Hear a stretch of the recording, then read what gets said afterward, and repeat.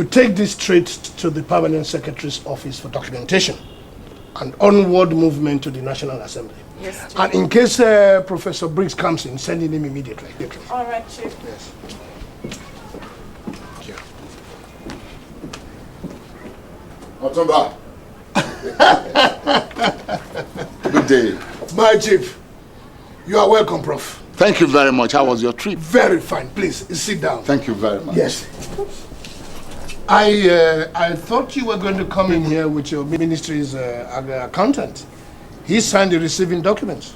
Otumba, these bureaucratic protocols will not help us move forward. Okay? My accountant or our ministry is well represented here. Oh, please don't get me wrong. I am saying this because he signed the documents of receipt. And it will be a great impersonation if some other person received on his behalf. I am not somebody else. I am the Minister for Health. You understand? And I've come to receive our allocation for the campaign. I agree with you, but we are dealing here with a democratic government with a highly responsive legislative arm. Otumba, let that be the problem of my ministry. Okay. Now, you must understand that this money came from the International Agency for AIDS Eradication, and we cannot afford to play with it. Otumba, I want you to realize that you are talking to a colleague of yours and not one acolyte from nowhere. Please, please. You know, Prof, we're talking here of $500 million. Much more than I have ever seen for the 28 years of my active politicking. And of course, it is not something that I would like. I would be nuts to play with that type of money. Impersonation? I am not somebody else. I am the Minister for Health. You understand? And I've come to receive our allocation. I acknowledge, I agree with you, but we are dealing here with a democratic government with a highly responsive legislative arm. Otumba, let that be the problem of my ministry. Now, you must understand that this money came from the International Agency for AIDS Eradication, and we cannot afford to play with it. I want you to realize that you are talking to a colleague, not one acolyte from nowhere. We're talking here of $500 million. Much more than I have ever seen for the 28 years of my active politicking. And of course, it is not something that I would be nuts to play with that type of money. And that is why you must trust those who have learned to play the game like true experts. Okay. I am going to release this fund on trust to your ministry, Prof. And I believe that it will justify my actions and the actions of the international donors.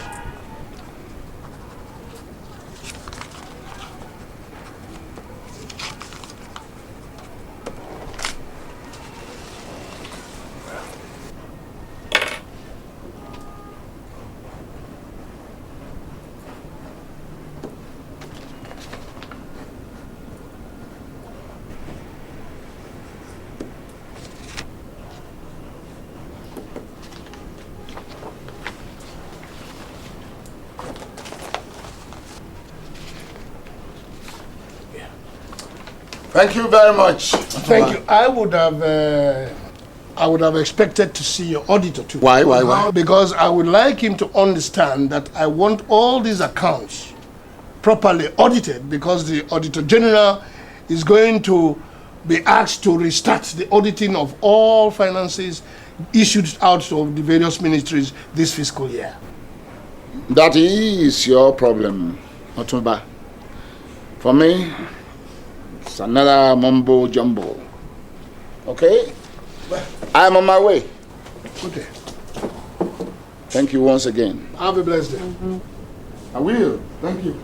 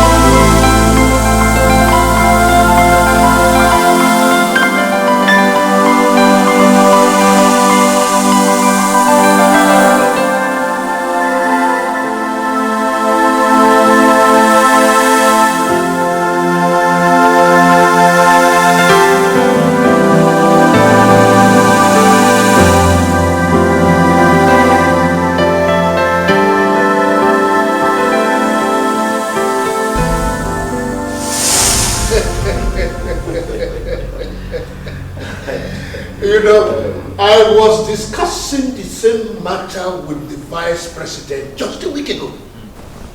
And he tenaciously held on to that view. Or better still, madam, why don't the National Assembly set up a committee to screen its members and the certificates? That would mean stepping on so many toes to a great length. I share that view with you. I think the party's manifestos should also reflect this. Chairman, I agree with you. Yes. I agree with you. By the way, Governor, Yes, sir. where is your deputy? I did not see him at the airport. Well, sir, that is one issue I would like to discuss with you later on, sir. I see.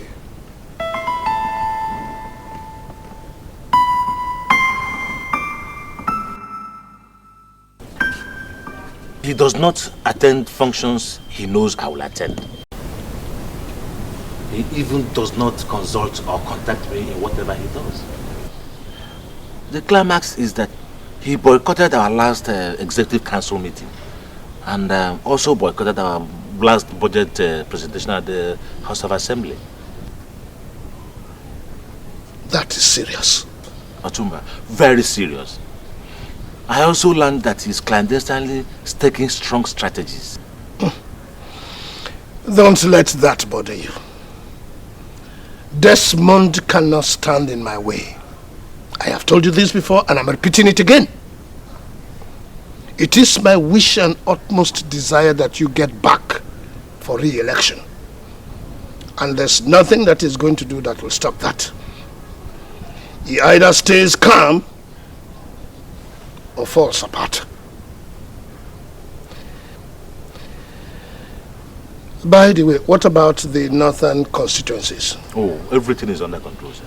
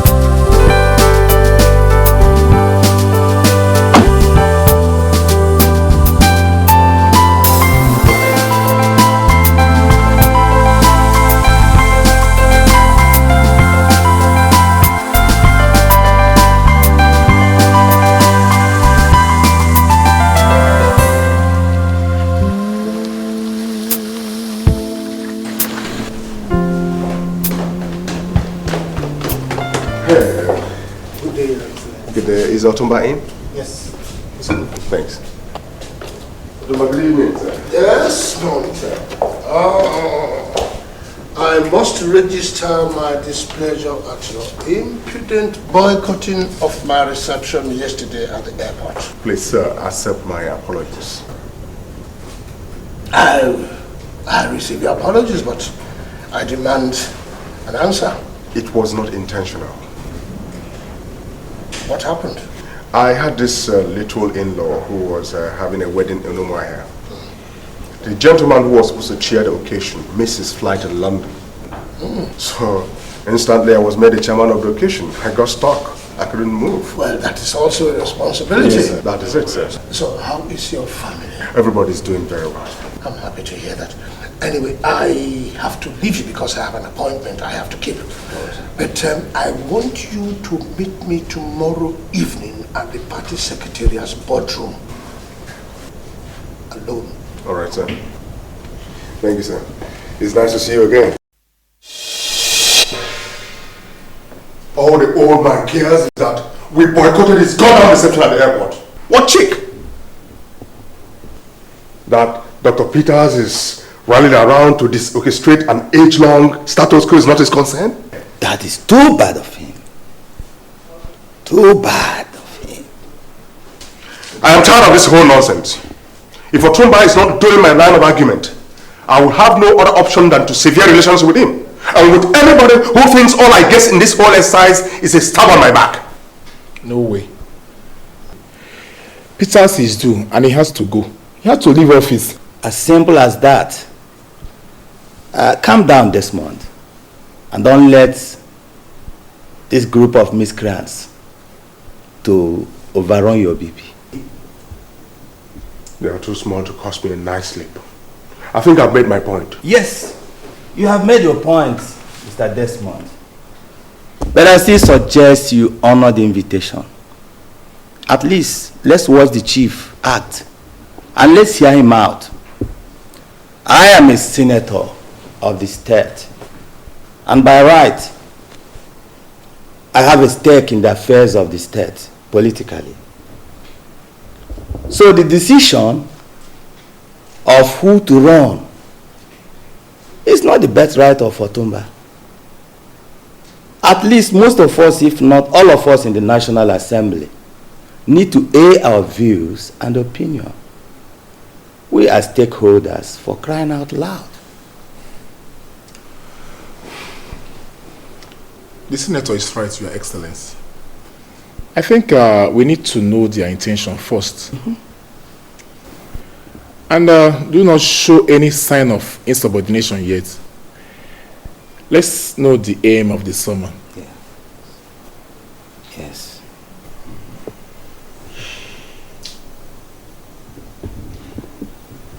Well, since both of you have the same stand on this issue, I'll respect your views. But I think I need to sleep over this.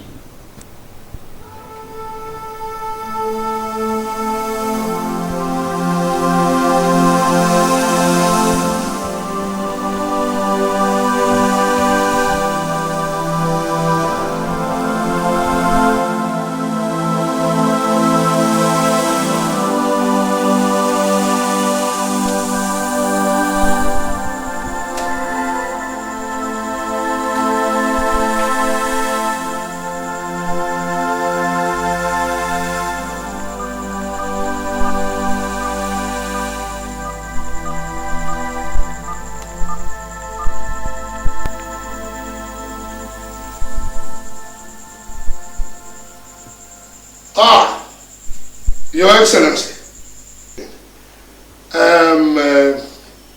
the deputy, Desmond, came to me this evening and I asked him to see me tomorrow in the boardroom of the party secretariat.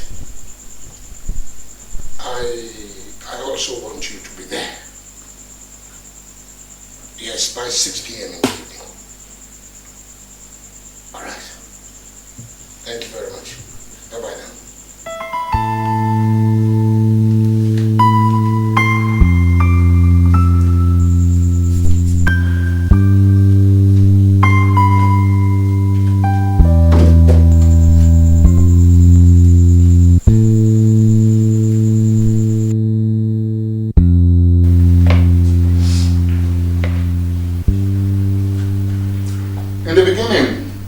Against that arrangement, but the president would not listen to me. Well, I would say that he wanted to carry everyone along.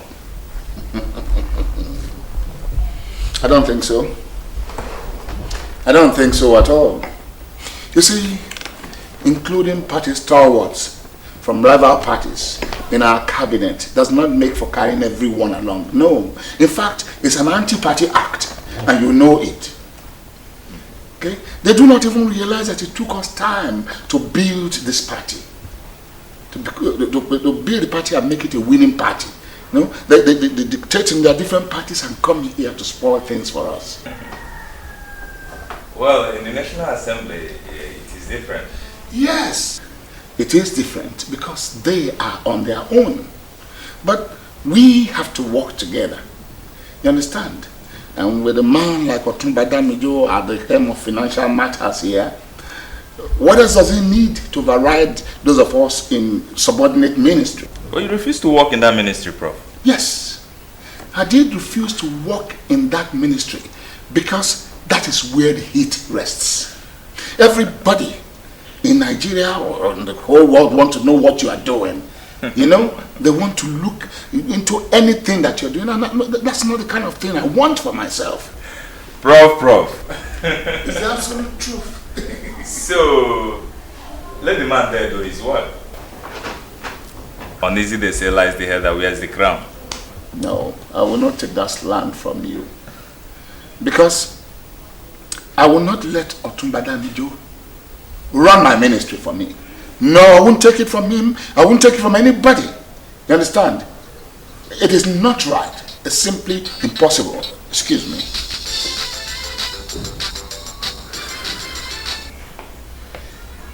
Yeah. By your directive yesterday that I come alone, why didn't you tell me the governor was going to come too? Deputy Governor Desmond, I make the invitations. I invite those that I think I particularly need for a subject matter. Look, I have just 1 week to fix all these things before I leave. I have summoned both of you here over this controversy, mismatch that I hear going on between both of you, the governor and the deputy. I am not happy at all.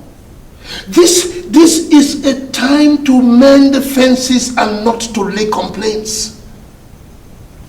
I hope I have made myself clear. Yes, Chief. Yes, Chief. Otumba, well, the elections are here.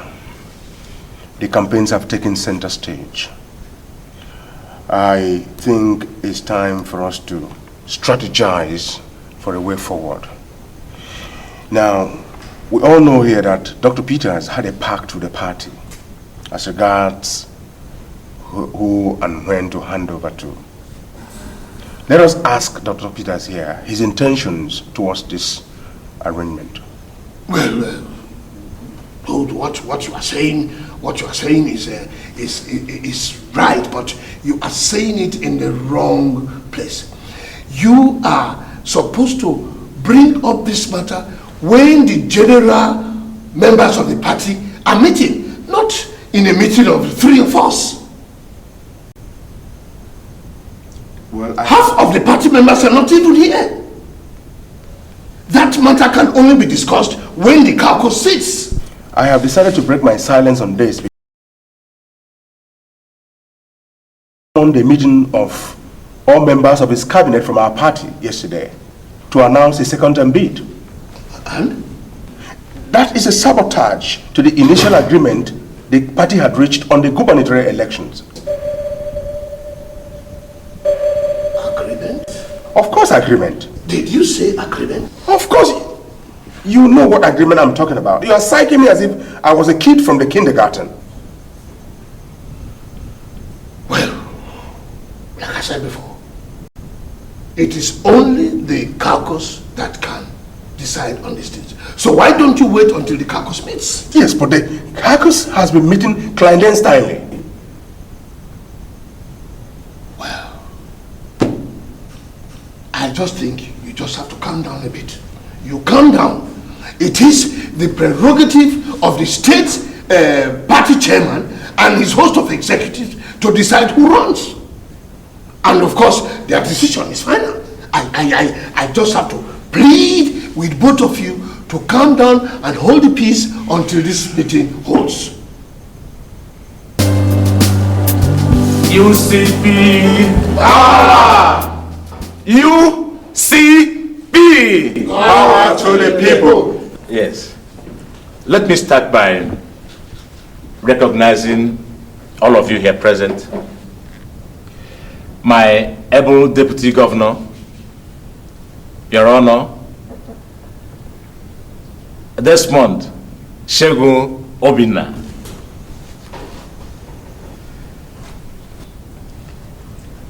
Elder statesman and Minister of Finance, Chief Otumba Lambert Akin Damijo, GCON, and of course PhD Harvard. Thank you. You're welcome, sir.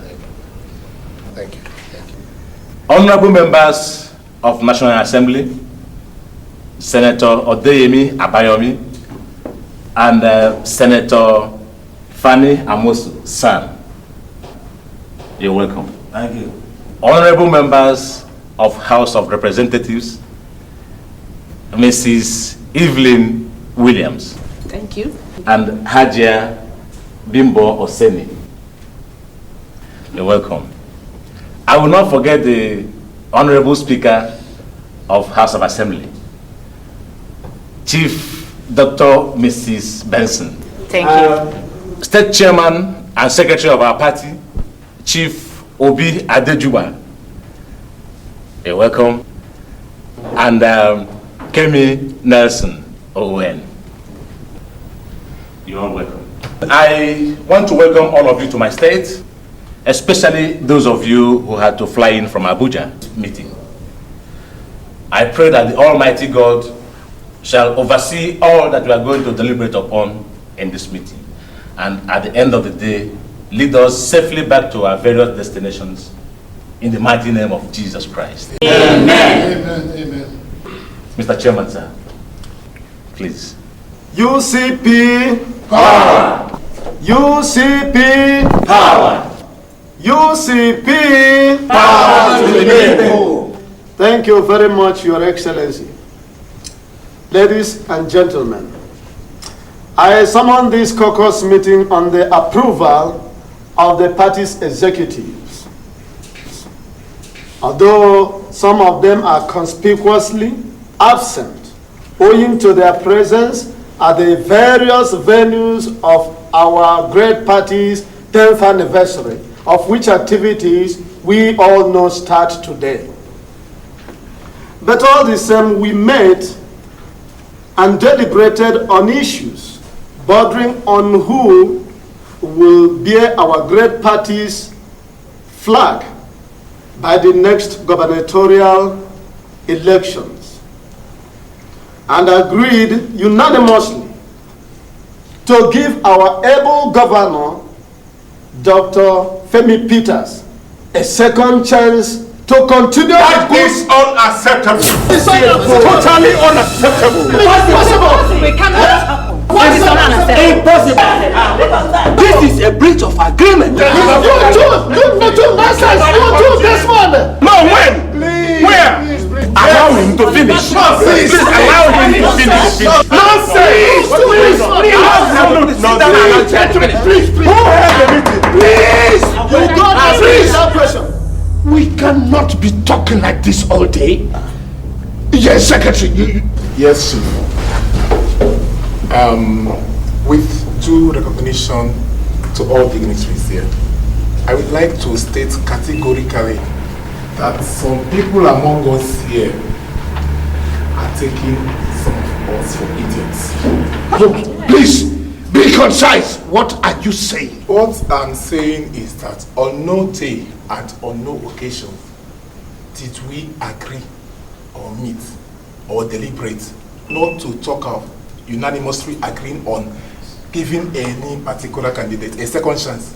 We had a status quo on ground, and the pact to this effect is that the governor, His Excellency, after 4 years, will step down for the deputy to take over. Do not contradict issues here, Mr. Secretary. Do not! Contradicting issue. Yes! How am I contradicting issue when I'm making a very reasonable objective record? Kemi, is that record really necessary now? Oh! It is! Shut up and sit down! Excuse me! Shut up and sit down and stop deviating from the issue! Desmond, I have warned you not to be shutting people up as if everybody here is your mate. Otumba, when people refuse to reason like sensible and cultured adults, people who are supposed to be of value and high moral standards, talk this way, you have them to sit down. Would you shut up? Shut up and sit down! No, Otumba, I will not sit down until we clear this issue on grounds which Kemi has raised.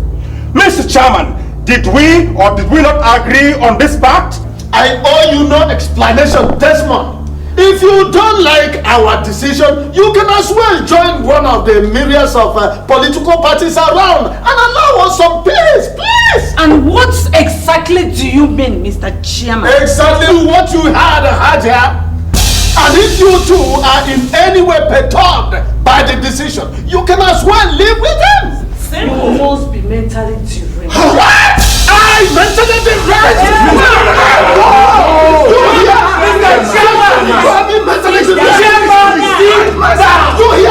Sit down! Right down!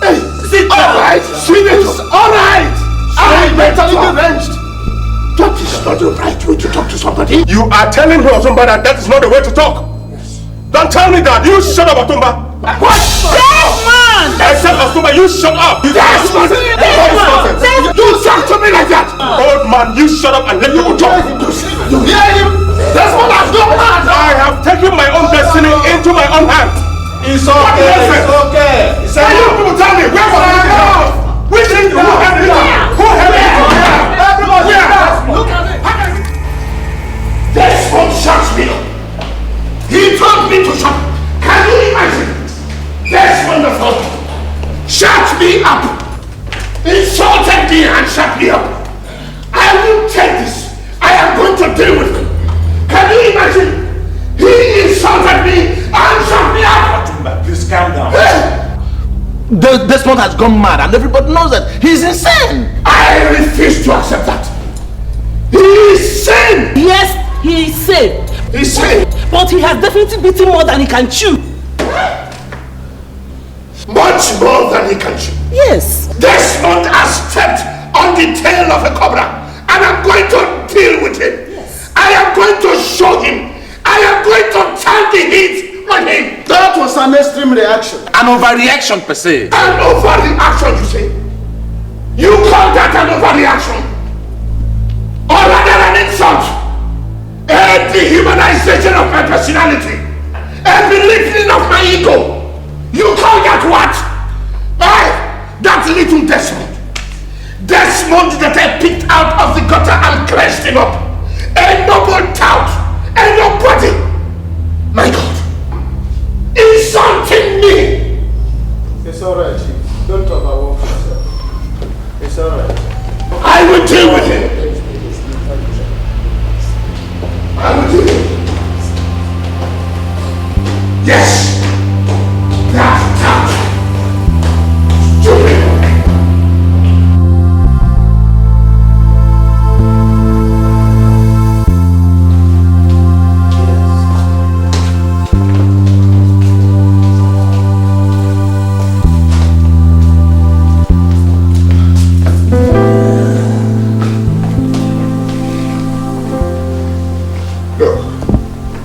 I will prove to him that this is the end of his political godfatherism in this state.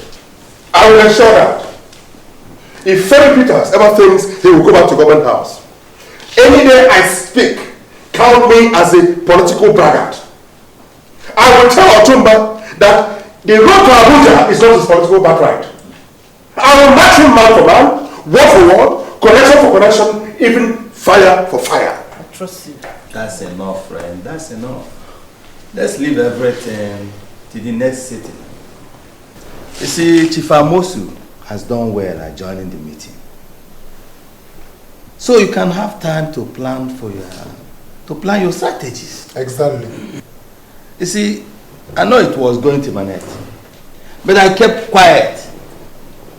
This is the same reason why the whole DPP ministers hate him with passion at Abuja. He'll always want to anchor every action around himself. I don't care whether he anchors or the anchorables around himself.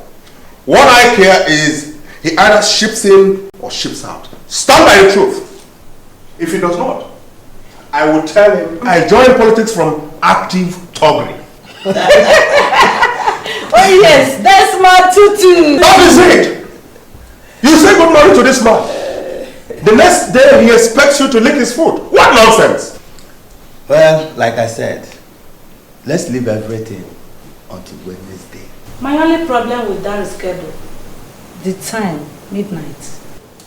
I think it's good we have it there, so that we have time to iron everything straight out. I don't care whether that meeting is scheduled for midnight, early morning, whatever time. What I know is that Femi Peters has done his turn. It is now my turn. Yes. If anybody does not like it, I will show them and give them good surprises. The Honorable D. That's me. D for Desmond. What does that mean? They are telling us we're right. I will let them know that when a snake recoils, it goes for a strike. I will handle them. You are excellent. I will handle them. I will tell them I know the boys, I know the streets. Easy, easy. I used to be a street boy, I fight on the street. Oh.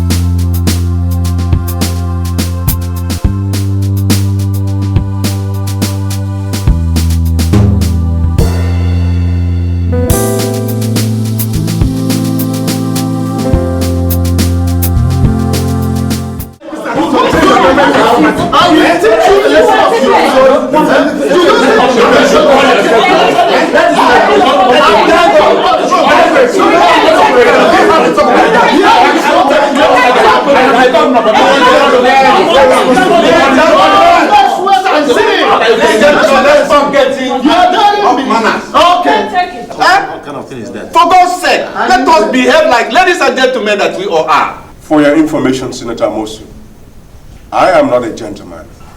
How can I be a gentleman when they have conspired to steal my mandate? How?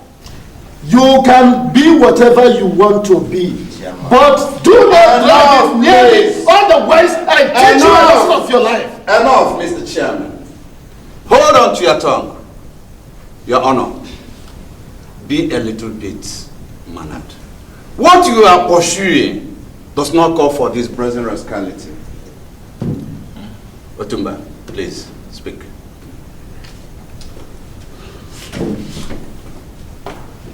UCP.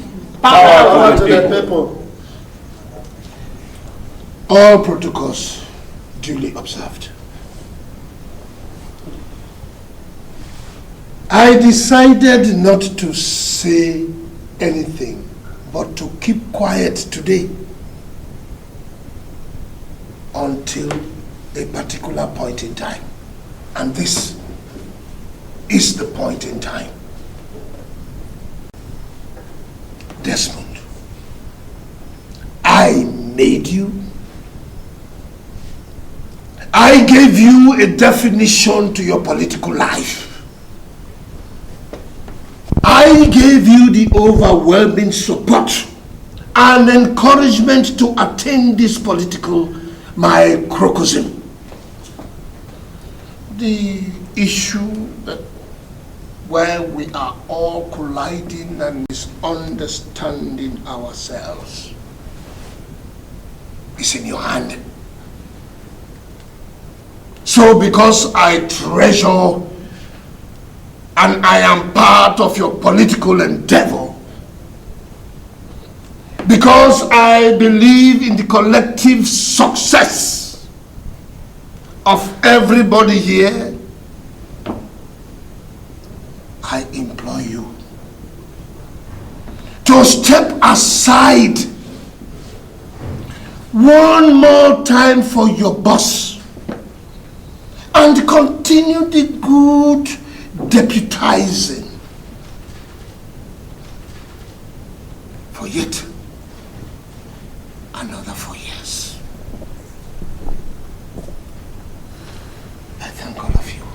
Thank you, Thank you very much, Otumba. sir. My most dear Otumba, thank you for the sentiments you've raised. Well, since you have come this person now, please lend me your ear. Yes. I'll start by saying that it is only a deaf man, probably with traces of imbecility in his blood composition, who waits to be told the war is on. The battle line is drawn.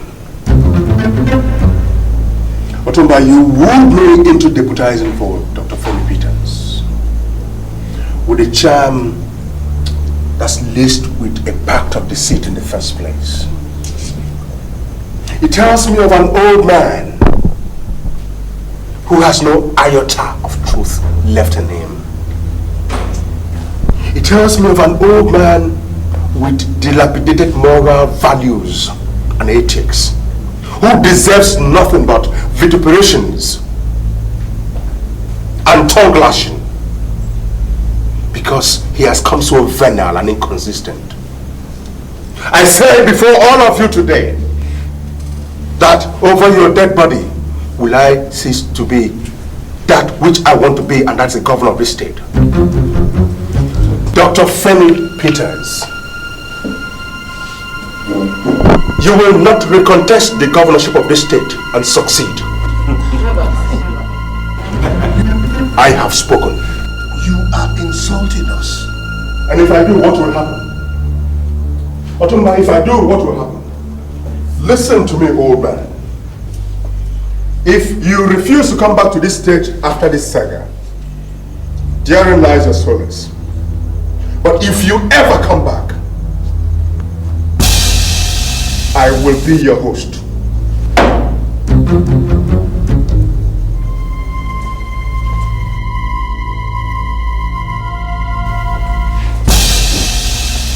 His Excellency.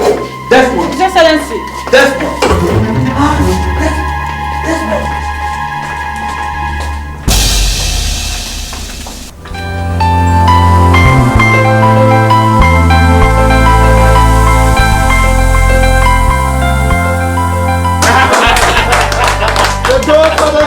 The Godfather. Thank you. Thank you. Mr. Chairman. Yes. You have heard our decision, and that is final. Exactly. Don't worry, Chief. It will be implemented to the letter. Thank you very much. Thank you very much. Thank you. Thank you. Ah, Mrs. Sweden. So, when are you coming back to Abuja? Well, our recess extends to next week, maybe after that. You people are lazy. You're lazy. Thank you very much. Mache, thank you very much. Have a safe journey. Thank you very much. Thank you. Godspeed. Yes,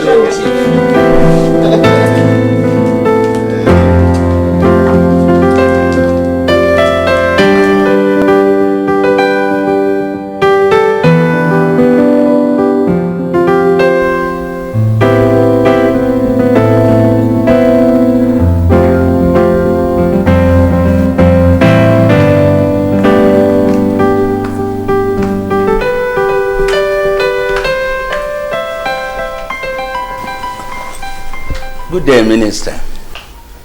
Prof, please. Oh, I'm sorry.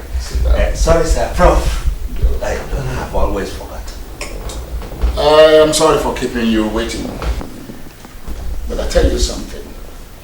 When they take their ministerial appointment away from me, I remain a prof for life. Okay? You're right. That's true. That's true. Good. So tell me, bank manager, what do we have now? Well, Prof. Yes. You see, 500 million is a large sum of money, let alone when it is in dollars. I know that. After all my research, I found that Europe and America are not safe for keeping such money. So we'll go to the Caribbean islands.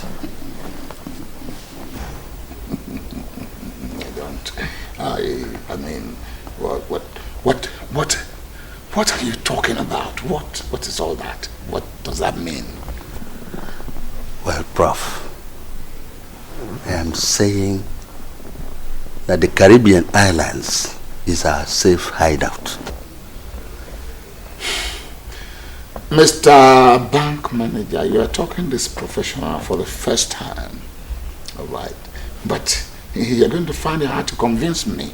I mean, what do you mean? Every millionaire that I know, they all put their money in Switzerland and all that, and you are coming to tell me that the money I gave you to manage I should take to somewhere in Caribbean. What does that mean in one good sentence?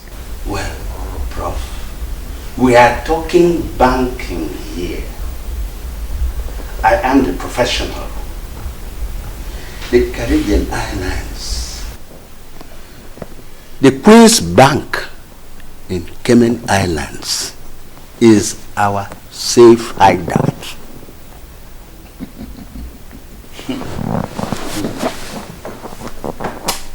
Queen's Bank in Cayman Islands.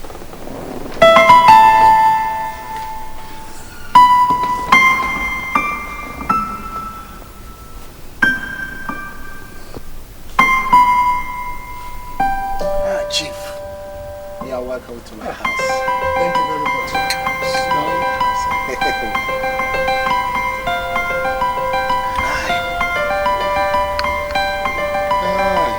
You're welcome.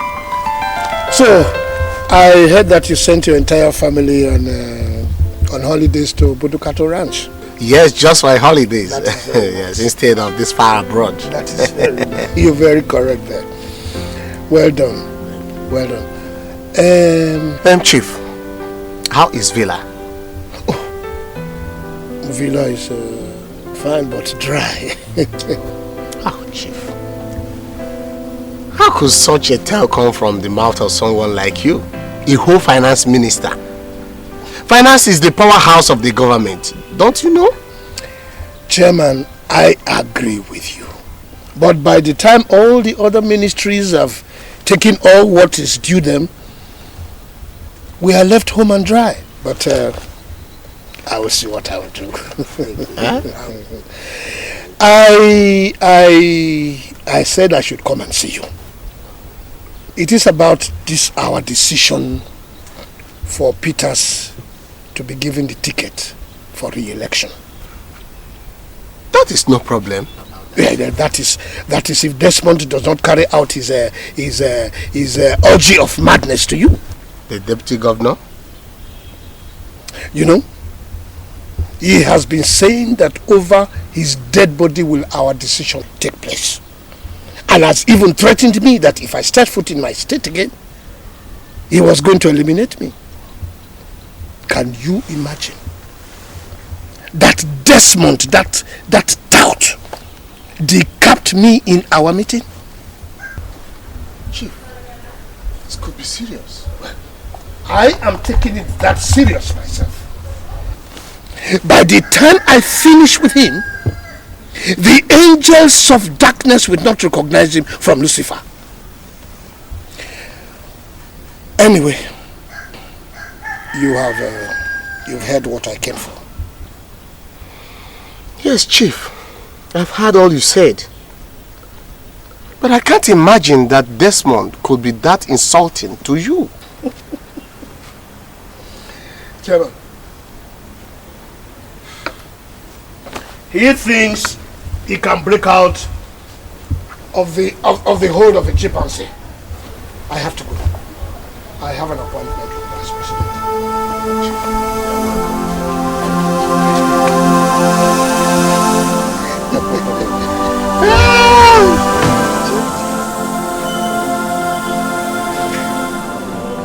You have done it again. Anything for you, Mr. Chairman. And you, my friend. No amount of appreciation could equate to your benevolence, Obang. That is to you.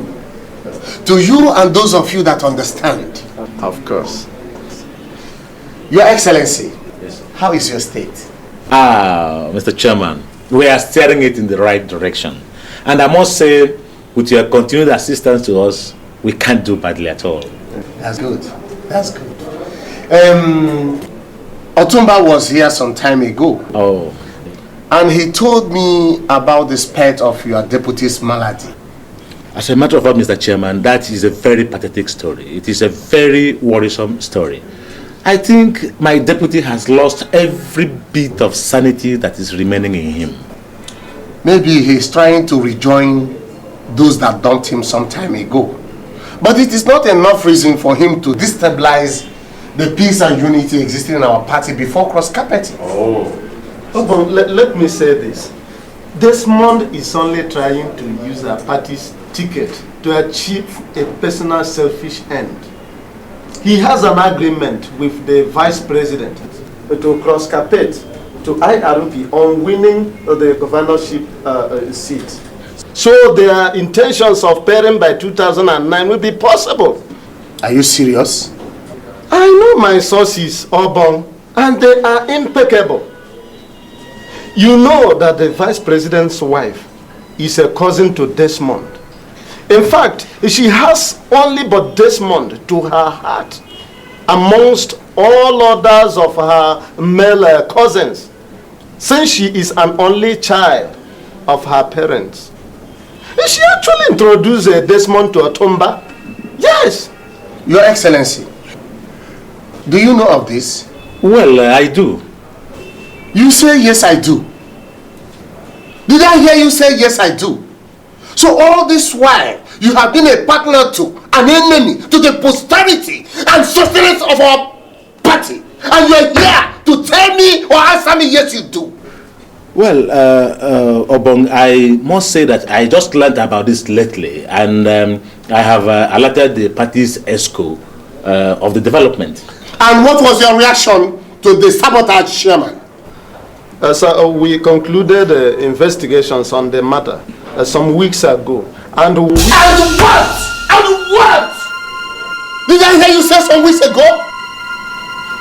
Is this so short a time for us to take a critical decision against a plain traitor to our party? We have actually mapped out some punitive strategies against him. The first is to deny him the ticket, after which we shall slam him with a suspension orders. That's good. Yes. That's better. But we have to watch him closely. Yes, as a matter of fact, Mr. Chairman, we have set the machinery in motion to do just that. You see? You see what I said? I told Otumba this earlier enough, but he did not listen to me. How could you just pick up somebody from the street and elevated him to the ruling class? And yet, such person will never obey the rules and regulations governing the party.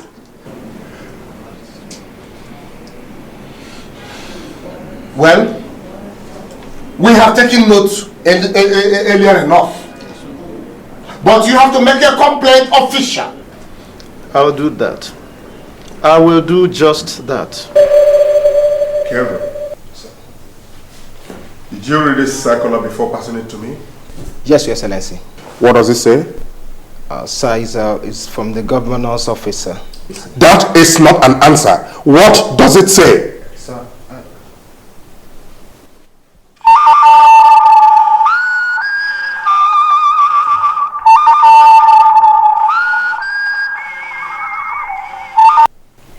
Good day, Obong. Good day, Desmond. Good morning, sir.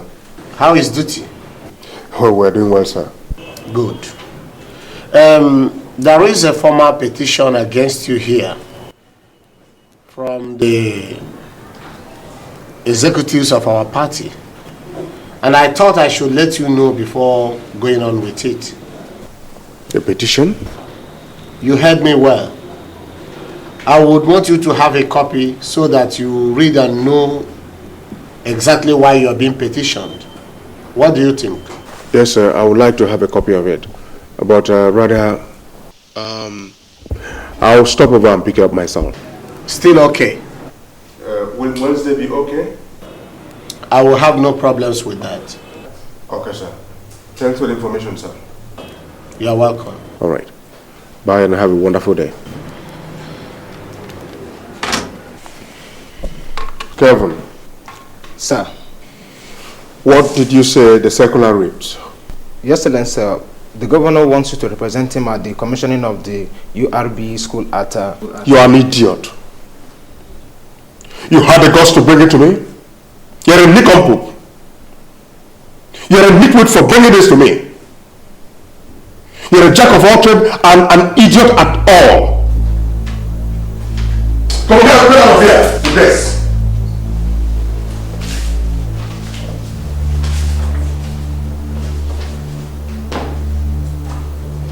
He wants me to represent him. Bastard. Idiot.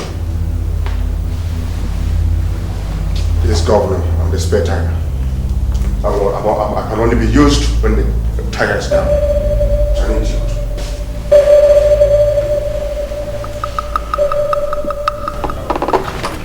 As you all know, there is dearth of funds in this ministry. But again, we have to carry on with all we have to do. All the projects we have on our tables, we have to carry on. That is the main reason why I invited you to my office this morning. Accountant, did you receive any funds concerning the anti-AIDS campaign or the procurement of retroviral drugs? Not a farthing. You did not?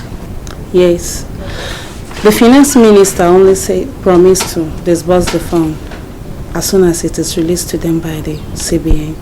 But up to now, it has not come, sir. Okay. Have we been able to generate any funds so far?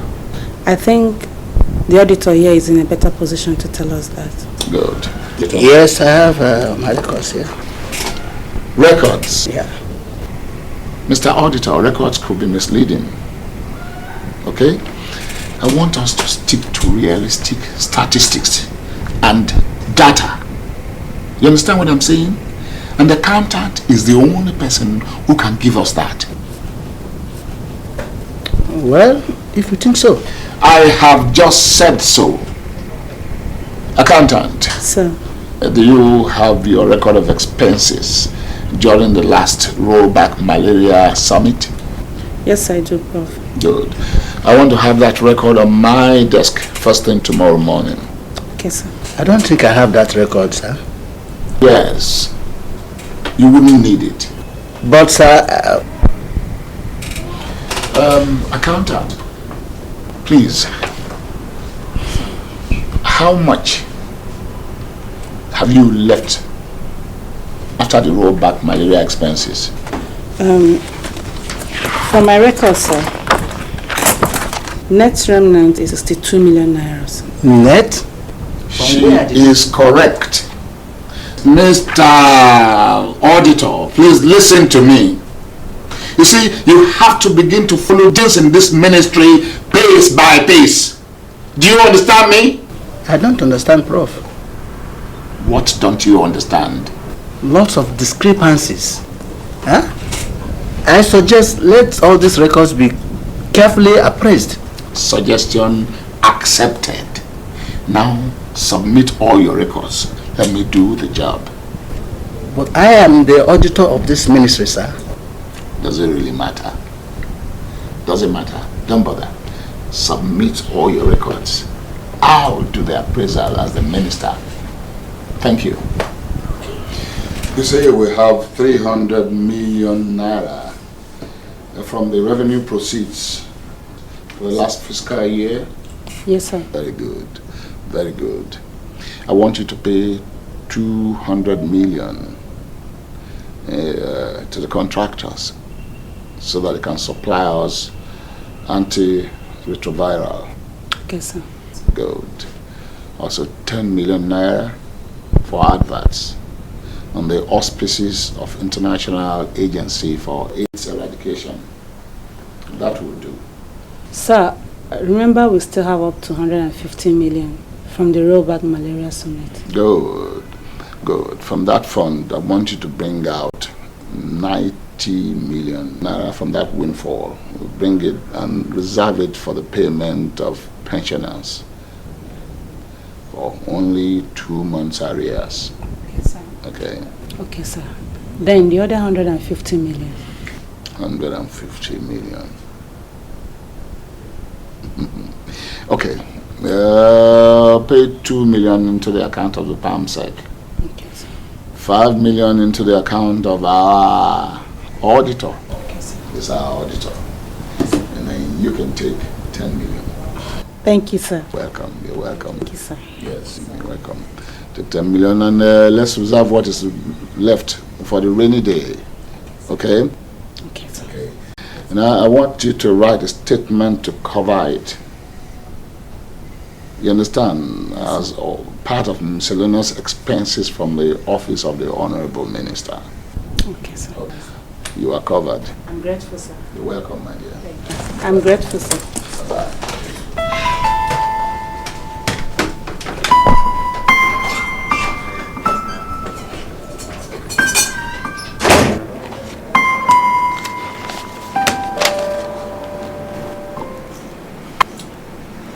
That you went on asking your loyalists to vote for UCP only and only if you are the gubernatorial flag bearer. Obong, these are malicious white lies, blatant fabrications employed by the governor and his team of detractors to bring my person to disrepute, rob me of my legitimate turn to the gubernatorial seat. I knew you would come this way. I knew it. Do you deny this? Of course.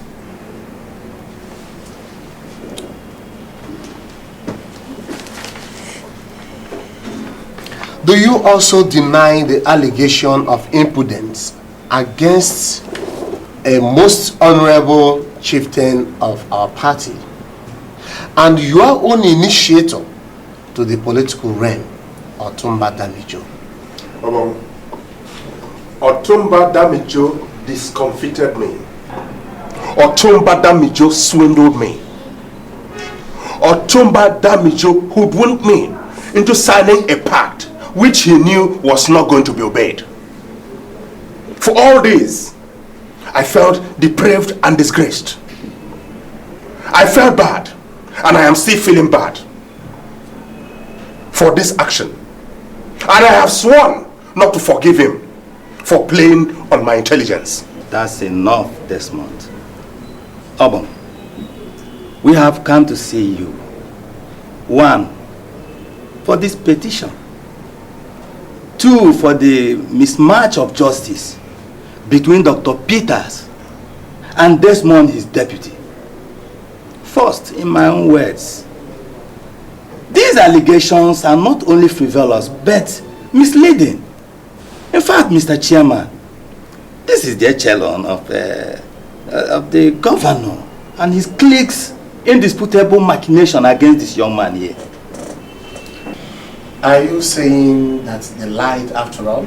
More than that, Mr. Chairman. Of course, Chairman. Well, I do not know, but I acted for sake of courtesy. The National Executive Council of our party will sit over this, and Otumba too has made his own report against you. Well, in that case, Mr. Chairman, no problem. We only wanted to register our regards for your authority as far as the party is concerned. Yes. And I wish, Mr. Chairman, I just wish you could on your own sit down and x-ray these scenarios about the pact and the truth that it's from it. And then check their attitude towards this pact. Well, I've heard you, Desmond. If I would advise, I would say that you go and apologize to Otumba Damijo. He has all it takes to severely disturb you in that state. Nationwide, he is known to be mighty. And because of that, the DPP has refused to take him out of their cabinet because they know what harm his opposition could cause to the administration. Well, you know you're a man, I respect his opinion. I will consider what you just said seriously. That's good. Thank you very much. That makes the man. Good evening. Here is the breaking news. Following long hours of deliberation at the Congress Hall of the United Consensus Party, UCP, the state party executives have suspended some of its members for misconduct. According to the statement signed by the PRO and the new acting secretary of the party, Barrister Gaius Jackson Olajide, the suspended members include the state party secretary, Architect Kemi Kaios, and the state deputy governor, Honorable Desmond Obinna. That's the breaking news. We now go to the musical. Idiots. Fools.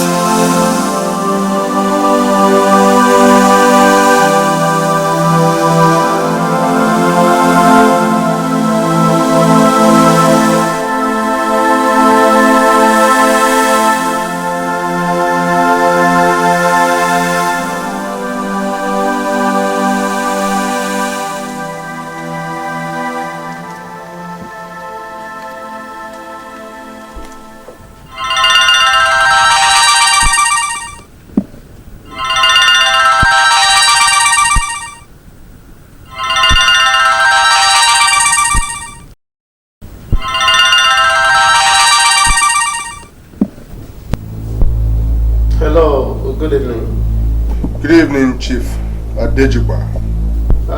Who is this? Desmond, your deputy governor. Yes. I am calling to let you know I have received notice of your suspension, Mr. Chairman. And so? I now want to give you my own notice. You have just stepped on the toes of a hungry man with whitlows on his 10 toes. Wonderful witty remarks. Desmond. Any more thing? Much more, Mr. Chairman. I want to let you know that I am taking my suspension in good faith. Good, good. Quite magnanimous of you, Desmond. Just be told that you have just set a stone rolling. This stone will gather moss. Okay then. Let's watch and see whose skull will be crushed by this rolling stone. I'm happy you know the outcome of this action. I'm happy you as well know.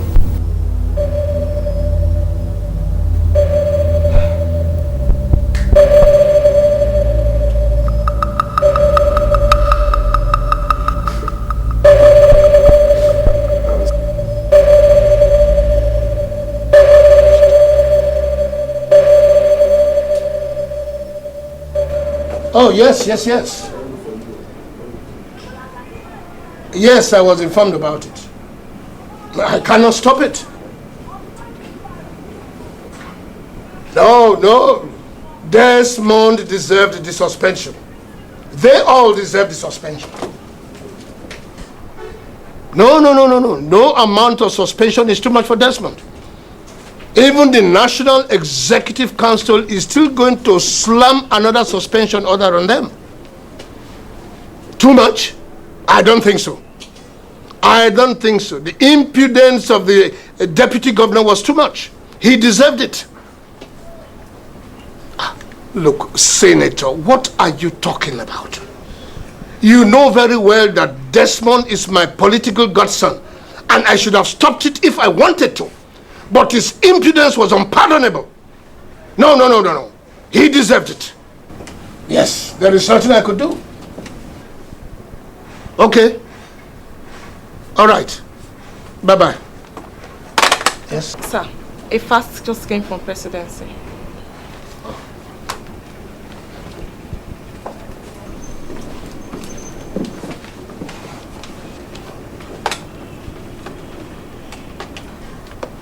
Jacobs, please come into my office immediately. No, urgently.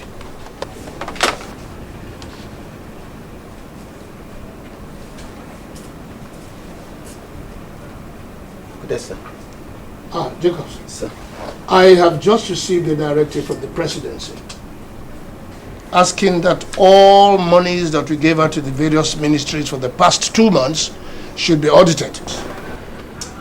I want you to carry out that assignment immediately.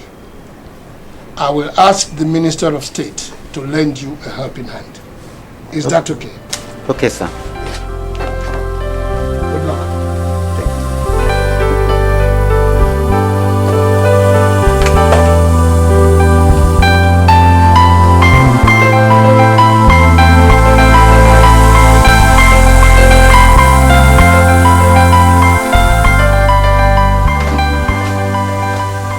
Your minister ordered you, he directed you to audit the expenditure of my ministry. I just handed you a copy of the directive from the presidency. I don't give a damn whether it's the presidency or IMF. All I want to know is on what grounds am I accountable to you? I am the Director General of the Federal Ministry of Finance. So what? Does that make me accountable to you? You see, sir, I should not have come to you, but your accountant says you deal directly with all financial matters in the ministry. I sincerely hope that you have not come here to come and teach me how to run the ministry, or have you? Not at all, sir. I've only come for auditing. Sorry, I have no records for you. I am not accountable to you. I am not accountable to your minister. Do you understand? I am only accountable to the Auditor General of the Federation. Did you hear that? Go back to Otumba Damijo. Tell him that I said so. That I'm not accountable to him. But sir, Ubuntu are about 7 ministries before your own ministry, and they all complied. There are about 28 ministries in all, with 28 ministers. I'm a very different person. Do you understand what I'm saying? I am different from the 7 people you talk to. Now get up. Get up! Get out of my office. Nuisance.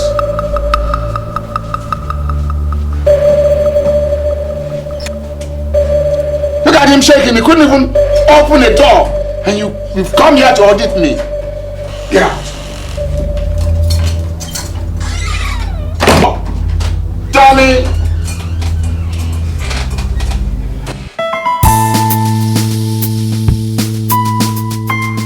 It's crying shame.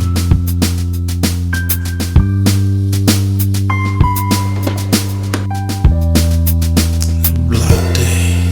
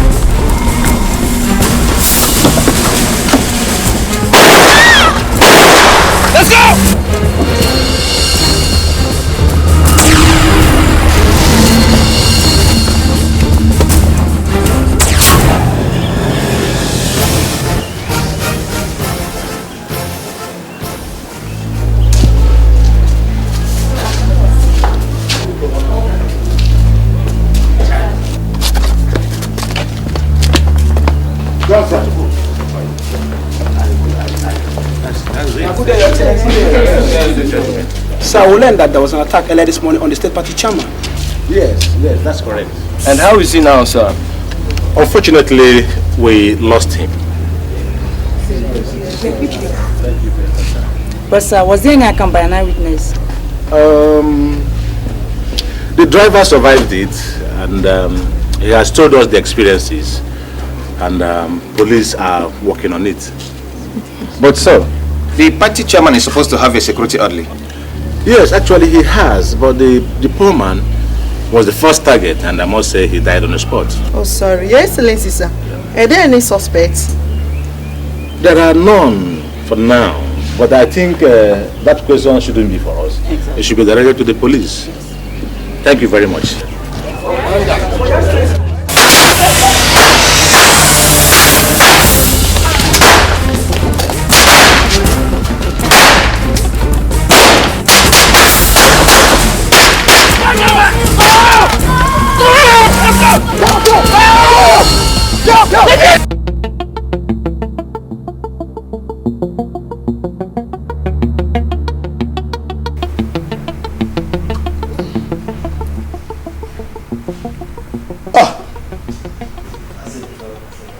Professor, it's getting late.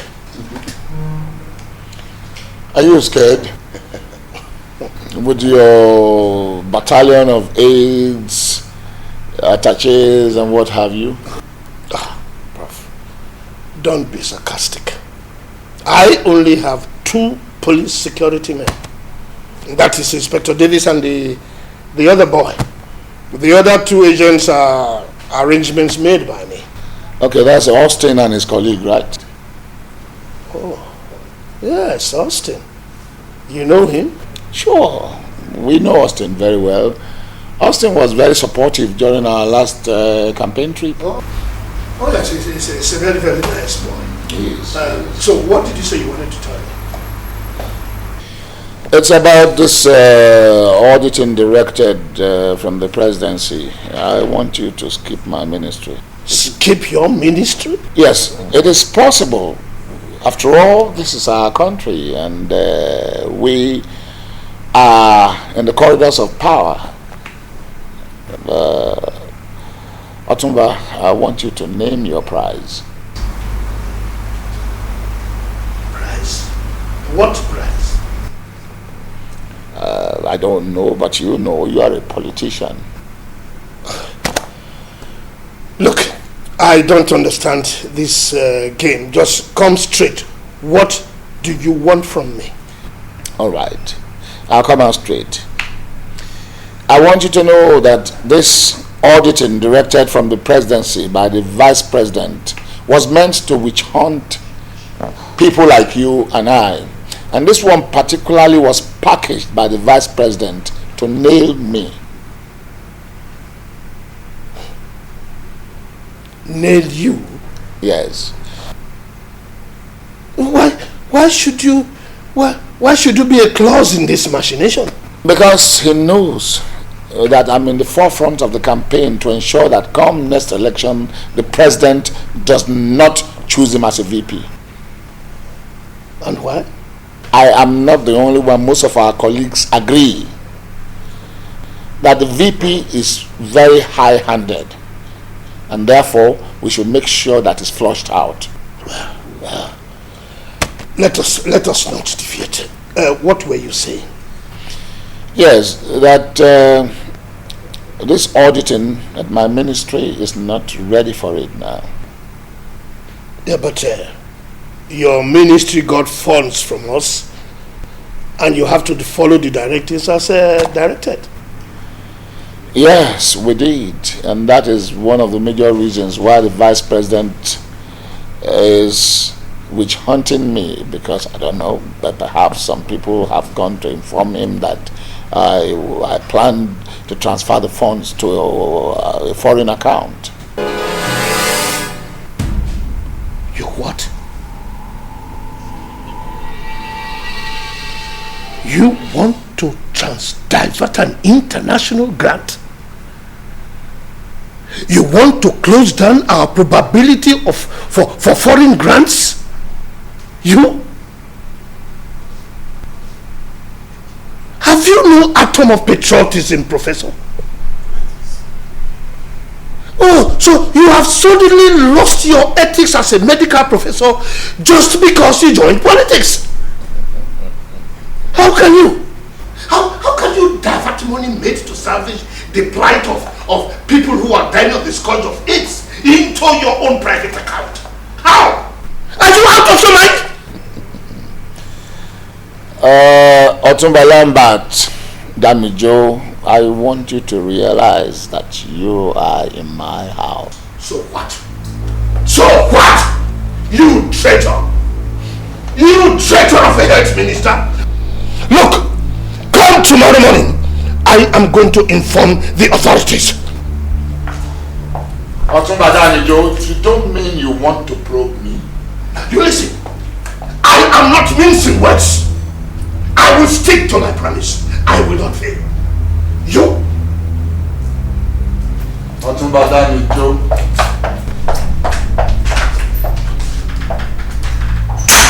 Forget it. This is our country.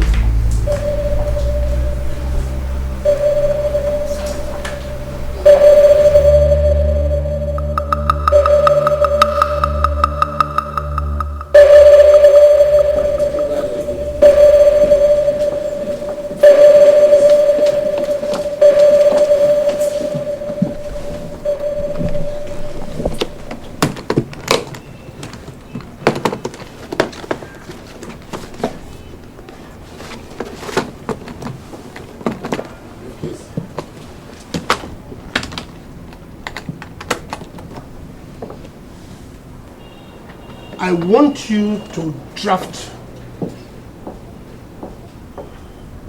a report to the Inspector General of Police and the Auditor General, informing them of the Ministry of Health's refusal to adhere to the Presidency's directive that all accounts should be rendered to our ministry, and also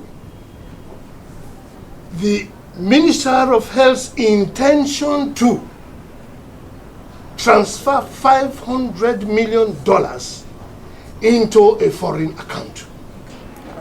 These and other subscribing matters I want you to add in this draft. Send me a copy as soon as you finish. Yes? Hello, Mrs. Williams. How are you? Bad news? No, I've not heard. What? When? The party chairman dead? Oh my God. The governor? Oh, he was attacked? Oh, not very seriously. Okay. Oh my God. Oh, thank you. This is serious. Is the security of the state so bad now? Oh my God.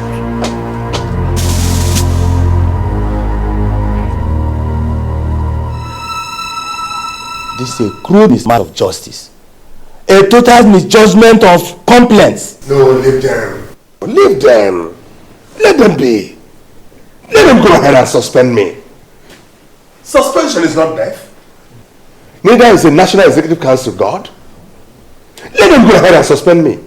But it's quite crystal clear that UCP is just one out of 28 political parties. So let them go ahead and suspend me. I know this is all Otumba's handiwork. I don't care whose handiwork it is anymore. I don't care who's responsible anymore. But what I know is that they have met a man who is their match. Games. Monkey games. I too do no longer care. Adejuba suspended me. Where is he today? Eternal suspension. Well, let him figure that one out with his own spirit. All I've said is that I will never be part of any form of brutality. And all I am saying is that I am equal to the task. You suspend me, God will suspend you. Yes. That's my own ideology. Yes. If Otumba thinks he's invincible, I will prove to him that he's as vulnerable as an antelope without legs. I hear he's coming back this night for the chairman's burial. He's coming back for his own funeral. Every time, impeach the deputy governor. Remove him. Kill him. Am I the problem of the state? Well, as you people can see, because of the insecurity in the state, I brought in all those police guards and different security agents. Just last night, I received a threatening call in Abuja warning me that if I loved my life, I should not step into this state today. I have shoved it aside, believing that it could be all about Desmond and his miscreants. But Chief, this is serious. Very serious. You should have alerted the police about the threat. I am loaded to the hilt with policemen, with police security guards. Anyway, I am loaded to the hilt with security operatives, and they can avert any danger. How about the governor, Speaker? Well, Chief, he gets better every day, and I'm sure he'll be fit for the burial tomorrow. I understand that you are deputizing in his capacity. Yes, Chief, you're right. So, what about your security arrangements?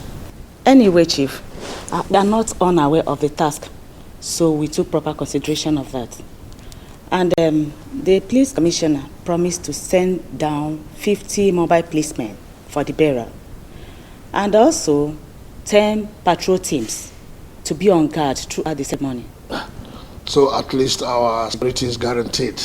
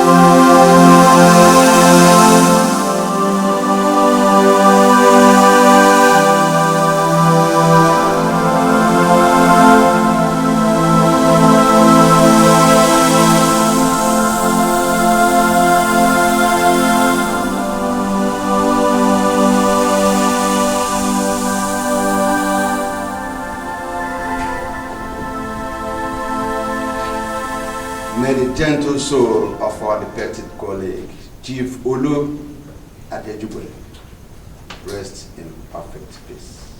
Amen.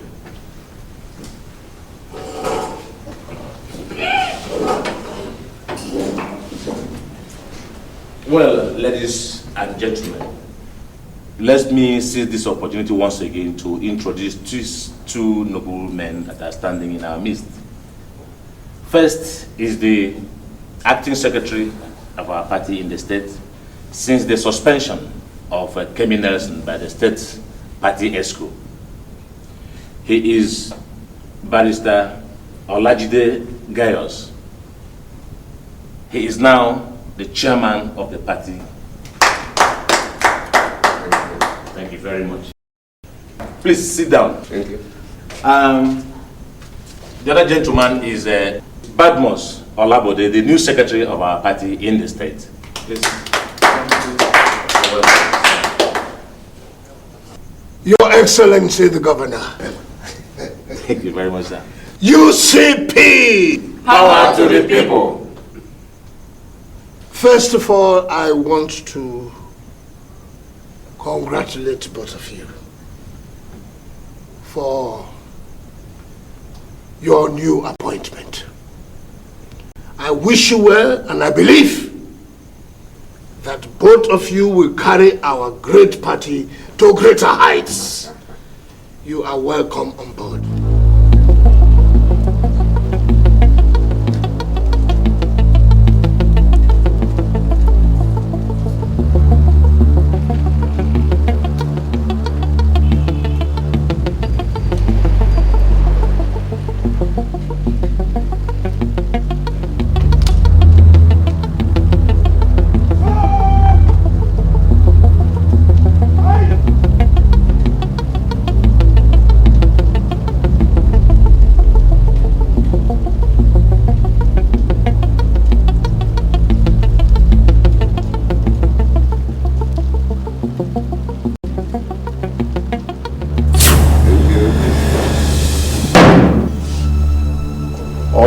Major, I have come for you. Who let you in here? You have been suspended from this party and you have no reason barging into our meeting. Desmond, who brought you here? Shut up! You are disrupting our gentle proceedings. Please! Sit down there. Don't ever talk to me that way. Oh, what will you do, Desmond? I said, what can you do if I talk to you like that? You're a punk. Mrs. William, please stop that. You call me a punk? Yes. Yes, I'm a patron. And I'm going to teach you what a punk does. No. Desmond, please get out of this place, please. And you, Otumba, chief or whatever you call yourself, the battle has just begun. You will never live to see this race you began to a finish. To think that I was your political godfather. You are a big disappointment. Good luck. Let's see how this hate is going to be absorbed by all of us. Just have a nice meeting, everybody.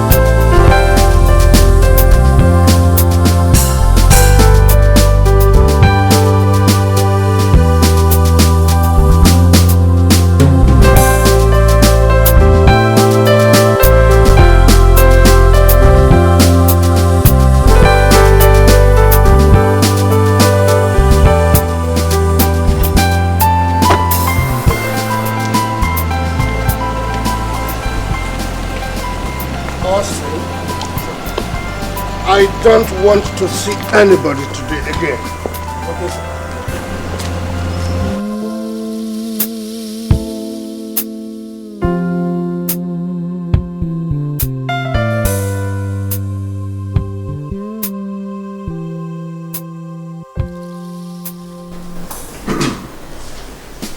DPP Progress! DPP Progress! DPP Super Progress! This meeting is an emergency one. You can see that Mr. President is not here because of his tight schedule. Prof. Yes, Mr. Chairman. Can you please tell us why you decided to call this emergency meeting? Thank you, Mr. Chairman. DPP Progress! DPP Progress! DPP Thank you, very loyal party members. I called all of us here today so that we can rub minds and see clearly the possibility of our president losing come next election. God forbid such mishap. Yes, Mr. Chairman, I would love to say the same prayer with you and then sit back, but it is not possible. You know why? Because if the president loses, we all have lost. Yes. Yes. We are one fraternity. It behoves all of us to champion the success of each other. Well, Prof, I still cannot read where you're heading to.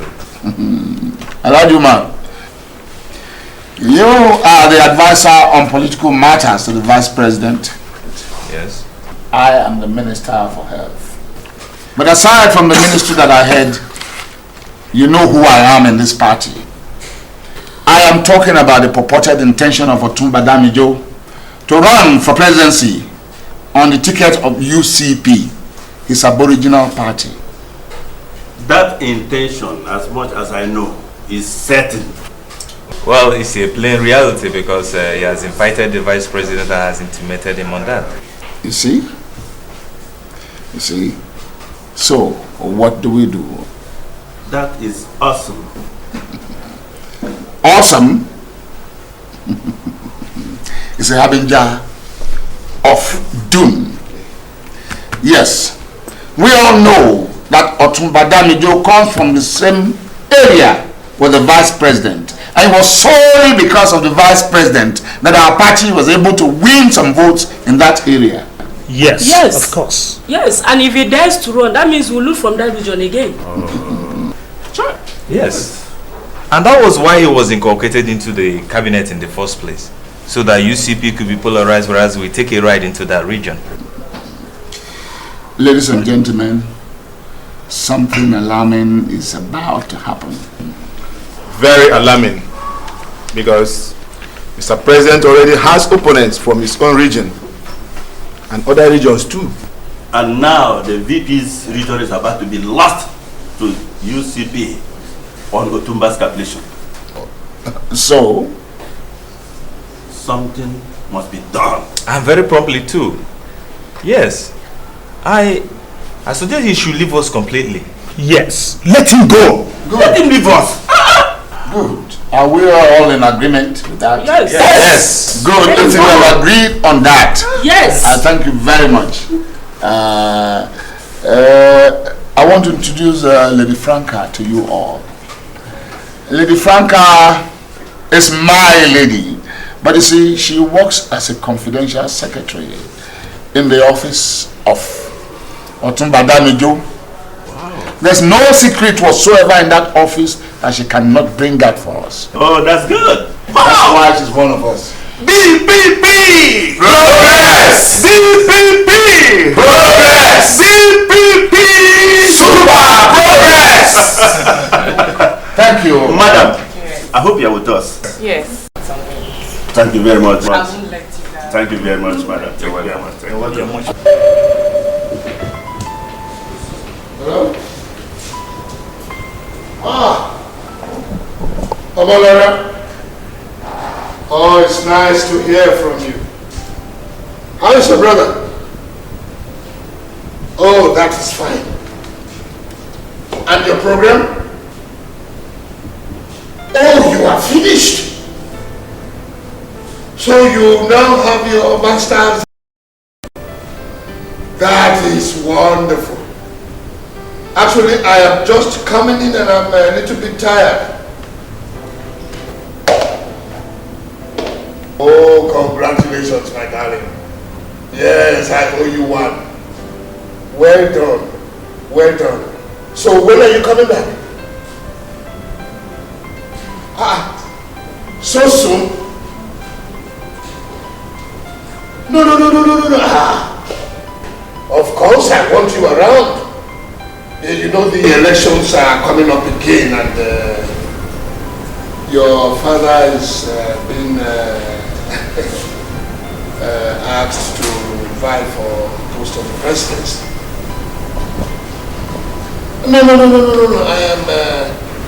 I am a member, a minister in the party. Yes. No, our party is good except for some security matters that are affecting the status at the moment. The state, the party chairman was assassinated. Yeah, we don't know yet, but the governor survived the attack. Oh yes. No, I'm not taking anything for chances. The whole compound is packed full with mobile police men. Thank you, my dear. I appreciate that. Yes. But one thing, when you want to come back, just let us know so that we can make all arrangements for you. Okay, darling. No, I am not taking anything for granted. The compound is packed full with mobile policemen. Of course. No, I don't take chances. Thank you, my darling. Thank you. Don't forget to get in touch when you're coming now. I love you. Bye-bye.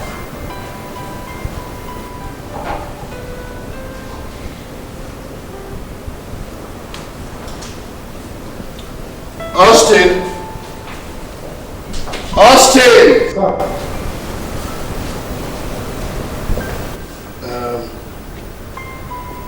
I want you to come with me upstairs. I have something I want you to do for me.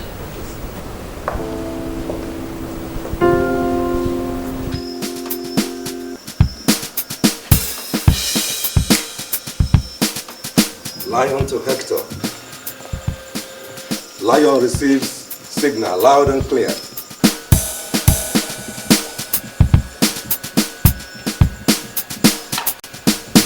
Yes, sir. Order received loud and clear. Over and out.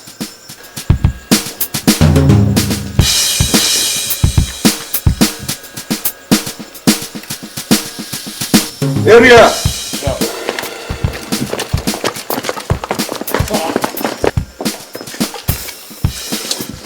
There is an order that all of you should be deployed to the late chairman's house. So, get on with it. Move it. Move it.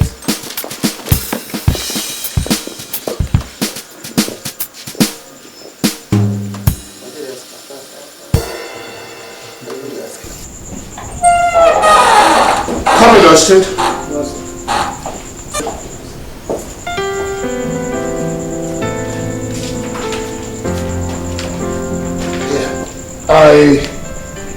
I want you to make 20 copies of this. Go down to my study and make photocopies of it. Okay? It is top secret. Okay?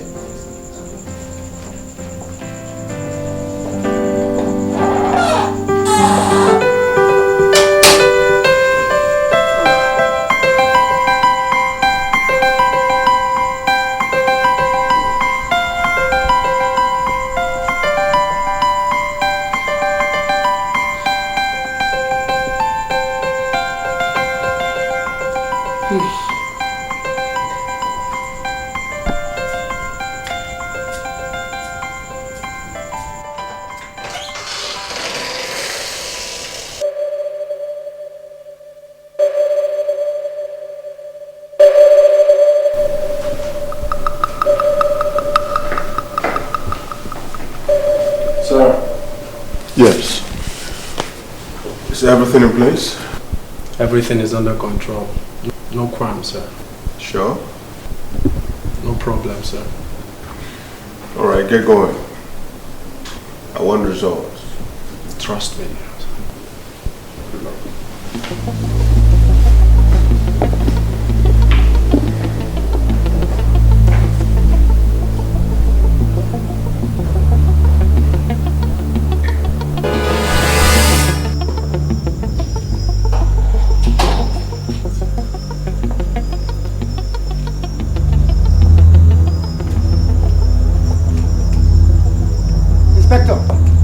Oh yes. Where are your boys? They've all gone for emergency response. Emergency response? Yes. There is this order that I should deploy all of them to the late chairman's house. For what, for God's sake? This whole place is empty. Dixon! Yes, I'm here.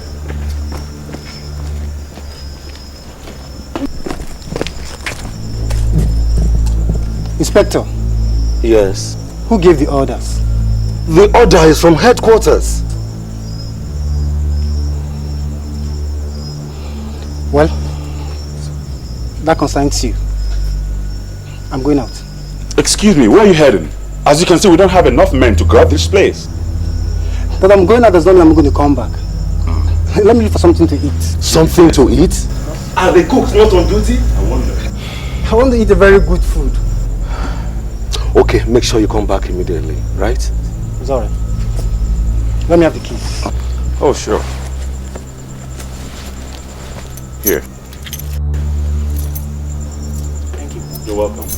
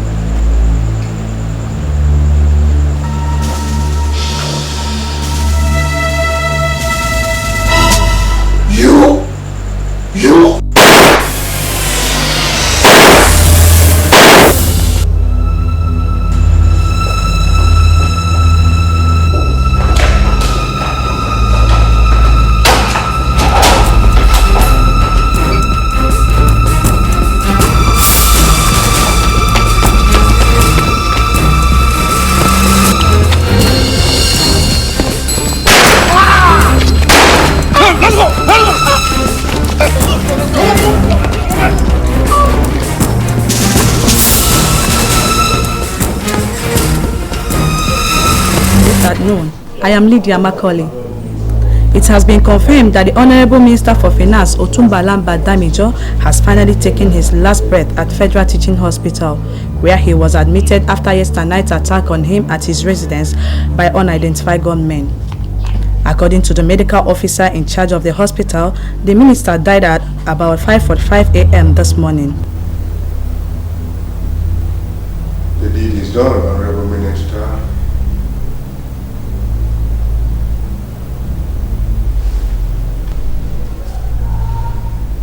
Among the various positions held by the late minister in his lifetime, he served as a director of finance in the State Ministry for Finance between 1976 to 1979, and he also served as the Commissioner for Chieftaincy Affairs and Local Government Matters during his time.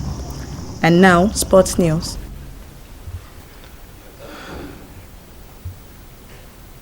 Oh, it's quite unfortunate. Too bad for such personality.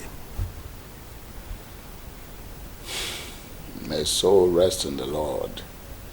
Amen.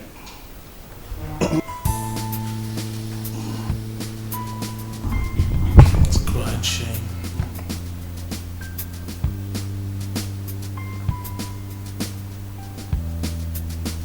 Bloody. In the dark, in the moon, it's a war, it's just a shame, it's a drag, it's a wound, it's a saw, it's just insane, it's a sting, a decay, it's a crack, it's a disgrace, evil wind, bloody day, it's a slap in our face, it's a crying, crying shame, what a shame, unbelieving, evil days, oh what a pain, it's a struggle of power and fame, oh the helpless ones who will die, who is to blame, it's a game, how to play, it's a win, it is a lose, it's a chain, so much pain, oh please bring your fighting shoes, it's a cheat, it's a tussle. Ma'am, this is brutal. This is inhuman. God, I can't believe this. I can't believe that this kind of politics could still be played in this part of the world at this time and age with so much rancor and brutality. If the minister of the Federal Republic could be cheaply assassinated in nowhere else but right inside his bedroom in his house, then we all have to go to the rocks for a hide because the society ain't safe for any of us. Your Excellency, this is barbaric. It's gruesome, Amalara. It's so pathetic and derogatory of our security system in this part of the world. What is the federal government doing about this?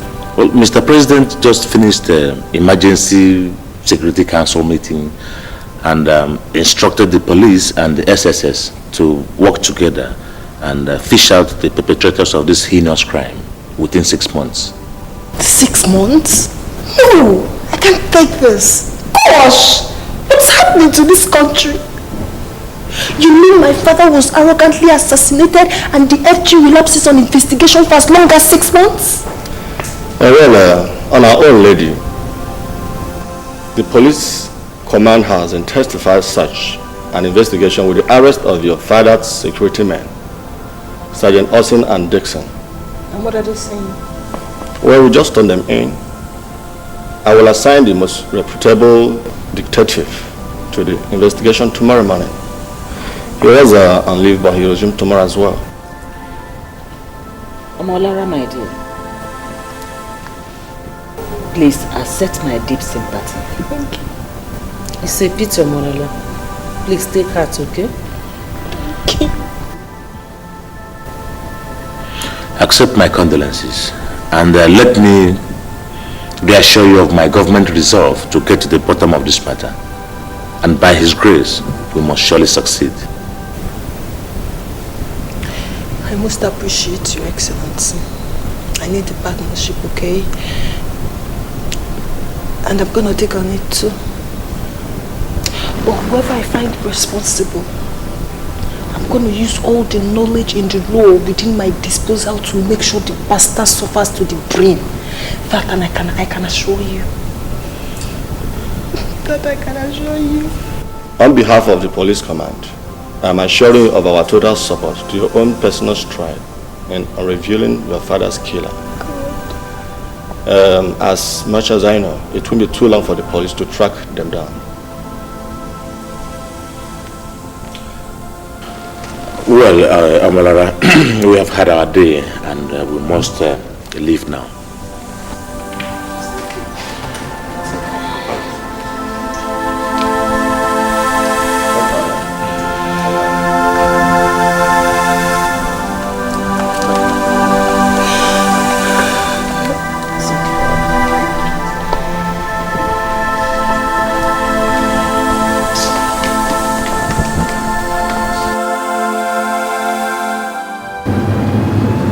But you have been coping with your lessons now?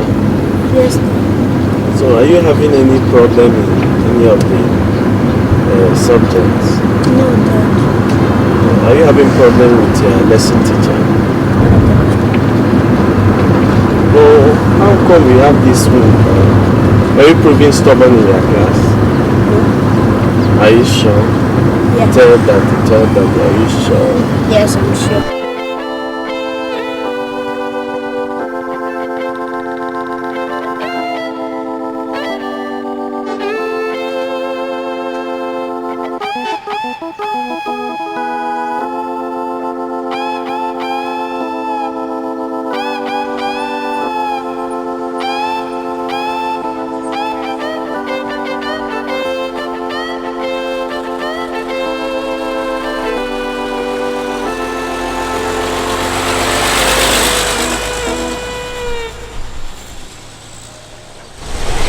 Bruno, I have to go to work now.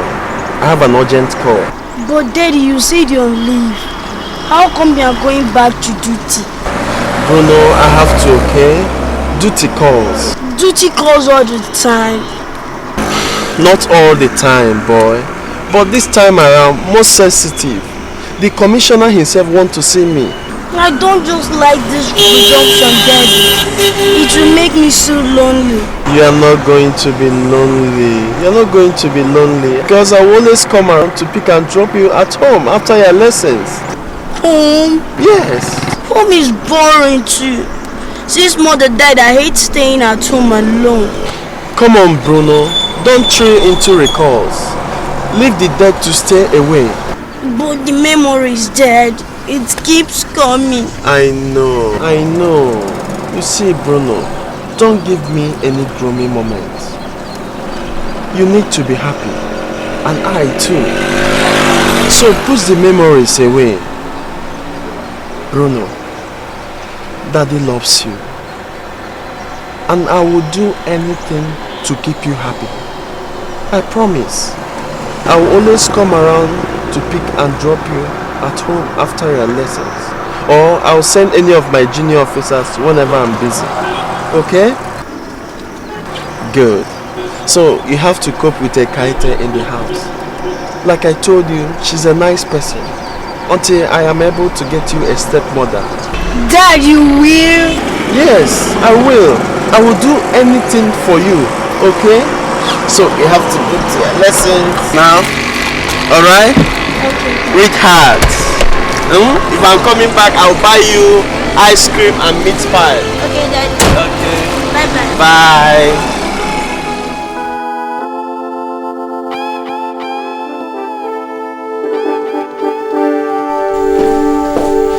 Sean, sir. Thank you, Godwin. You are welcome. Sit down. Thank you, sir. Godwin. Sir, you must have heard about the assassination of the minister. Yes, sir. I heard it as I just flew into the country. But I learned that the investigations on it are federally prosecuted. Yes, you are right in a way. the federal government set joint investigation team of the police and the SSS. But our command is on special mandate to work on the case for the first 1 month out of 6 months allowed for the investigation. So that calls for our consent. Meanwhile, we have in our custody 2 SS agents and the mobile guards in the minister's security set the very night he was shot. So, you got to go on duty, Detective. Yes, sir. Sean, sir. You're welcome.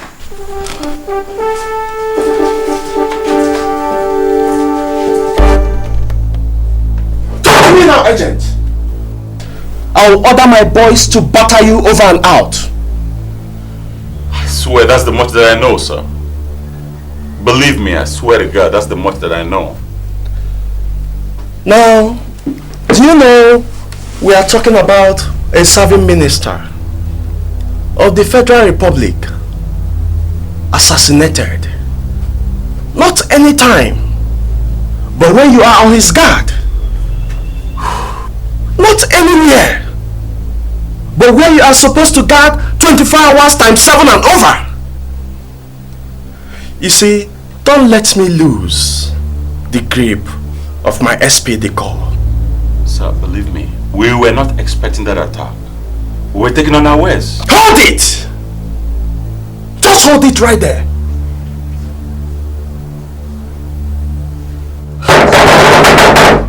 Are you tired? That's the much that I know, believe me. I swear to God, believe me.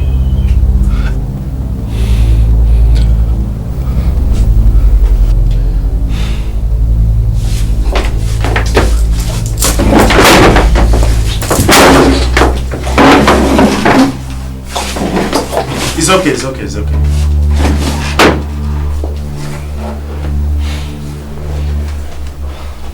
Well, I got the whole story of what happened on that fateful night. So, I wouldn't want us to recall, unless you have something else to tell me. No, sir. Well, since you don't, I have just one to tell you. You're a first man. And you know what it means, saying that a job is sensitive or delicate. But Austin, you surprise me.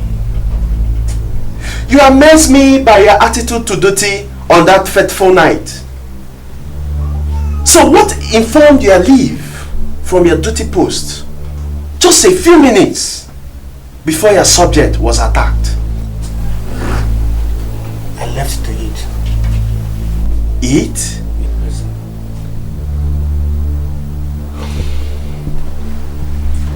Don't tell me that the late minister was as naive as not to have an ordinary cook in his residence. Are you gonna tell me that? I decided to have a change of diet. Wonderful decision! But how do you explain that it was only on the night the minister was attacked and killed that you developed this sudden drive to have a change of diet? It was a coincidence, sir. Coincidence? Good coincidence. But I bet you, Austin, you will never want us to coincide here. Or do you? No, sir. Now listen to me. If there is anything you're not telling me about this case, begin to say it right now. Because you're about to face the drum of a very deadly music. There's nothing more I have to say, sir. I said, Tommy! There's nothing more I have to say, sir. On a more serious note. Officer! Take this monk out here.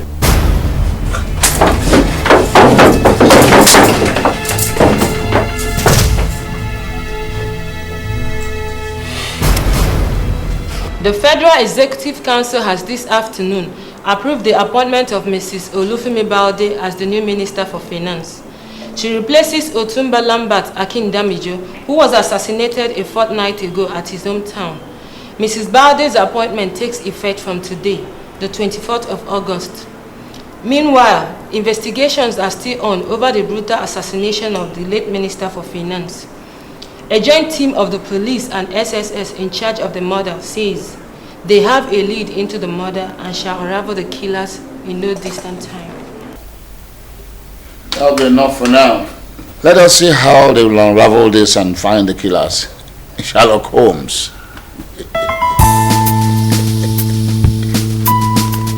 Nonsense. Crying shame.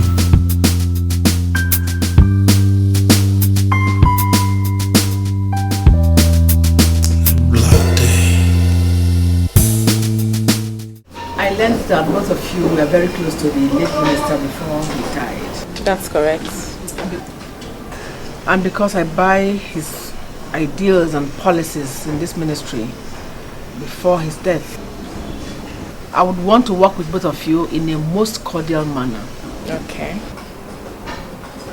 I want both of you to lend me your hands to carry on with the good policies and diligence of service which he bequeathed to us. That's okay, madam. We've been there for the late chief and we promise to be there as well for you. Thank you. Secretary. Yes, madam. I want to see all the correspondences of the minister. Okay. Auditor, please forward to me all the late minister's expenditure reports and prior directive to your office before he died. Yes, madam. Thank you very much. Lady and gentlemen, it's been a nice day. Once again, you're very welcome. Thank you. Thank you, madam. Have a good day. Thank you, madam.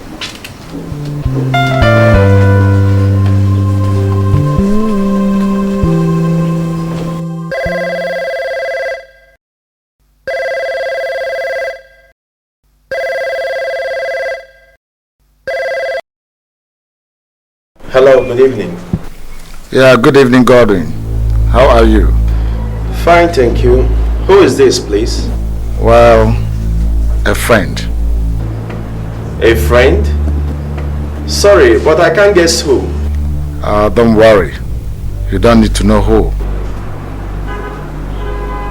Well, if you say so, what do you want from me, friend? Just a little favor. Coming in with some goody-goody. Well, it has run into 3 days since you took charge of investigation over Otumba's murder. Very correct, friend. Good. I want you to name to us how much it can cost to facilitate the escape of one of the security detainees in your custody over the murder. Who out of them? Your prize first. Excuse me, who are you, please? It still won't matter, Detective. Well, it's impossible. And besides, I don't do a thing like that. Well, wise answer. But not fantastic anyway.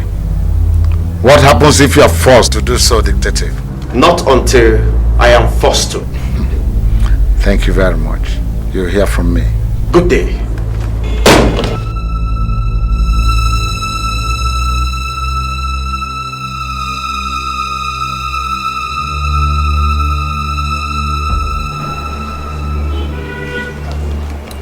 I am Bimbo Daniel from the SSS.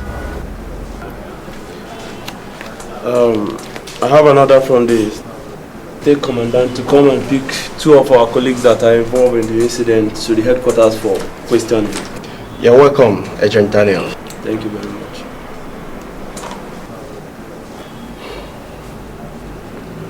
Who authorized this? The Commandant General. Is my commissioner aware of it? Well, I don't know.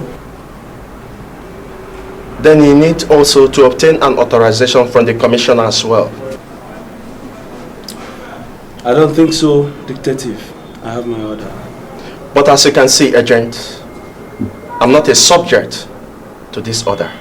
So I can't obey it.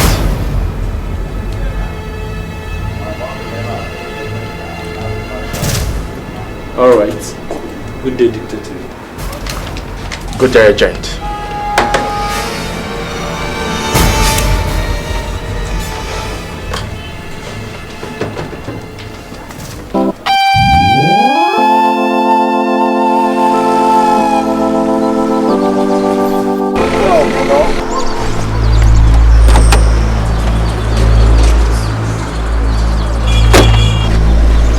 How are you feeling today?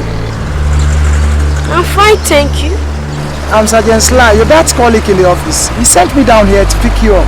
Pick me up? Yeah. It's just gone past 5. Yeah, I know, Bruno, but you see, there's a little trouble in the office. In fact, there's a threat to your dad by someone about you. In fact, he really has to act fast. You see, you really have to go now, boy. I can't go with you, I don't know you. Oh, I complained about this to your dad, okay? But he said I should come, and he gave me this picture of yours. Just come close and have a look at this.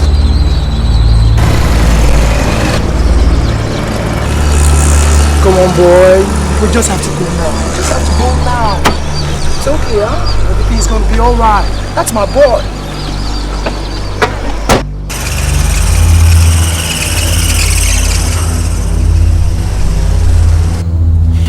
So, sir, there was an order to that effect. And if we are able to track down the officer who gave the late inspector the go-ahead order to deploy the police guards, it will really give us a lead. How do you intend to go about it? Street interrogations of all the officers within the premises of these headquarters at about the hours of 6 to 10 p.m. on that fateful Saturday night. And most especially, all the senior officers of the rank of inspector. Because someone who could command Inspector Davis to such a misdemeanor must be an officer above his rank. Chancellor. Commander. Yeah, my commander. Godwin. How are you? Chancellor. Miss Damager, please sit down. Thank you. How far have you gone about Michael? Oh, pretty well. Well on it, sir. The culprits are still at large, but we hope to cash in on them pretty soon. Good promise. Pretty soon. I was about to say that the murder case of the state party chairman has lingered so long. Ms. Damijo, welcome once again. Thank you. This is the detective, Godwin. He's working on your father's murder case investigation. It's my pleasure, Detective. Pleasure is mine. You're welcome. Thank you. There is a development lately. Detective has been complaining of series of threat calls and sort of dangerous calls and dangerous movements around his office lately. Threat calls? Yes. So many threat calls.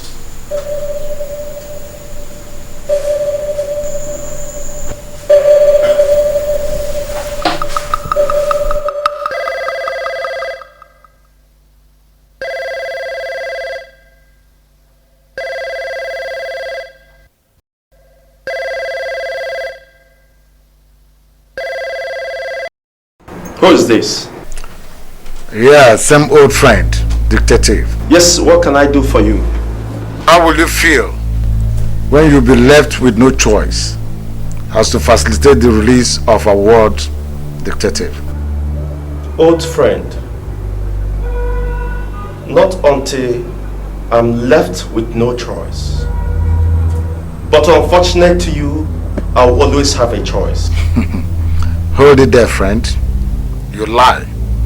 Because when such a handsome little boy as Bruno is the stake, you'll be left with no choice. Thank you.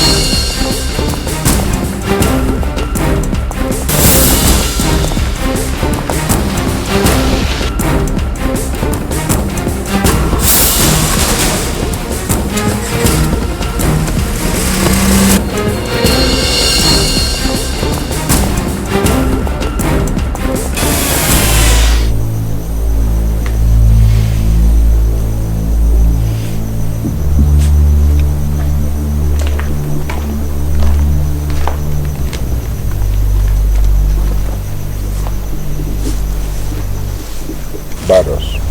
Your Excellency. What's all this trouble you've been talking about since yesterday? Been calling me on what? Your Excellency. Since after that chase that fateful night by the police, they've been looking around for that car number. They got your number? From all indications, sir.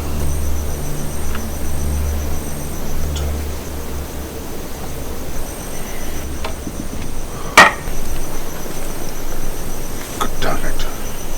That is an unprofessional conduct. How could you let that be? I'm very sorry, sir.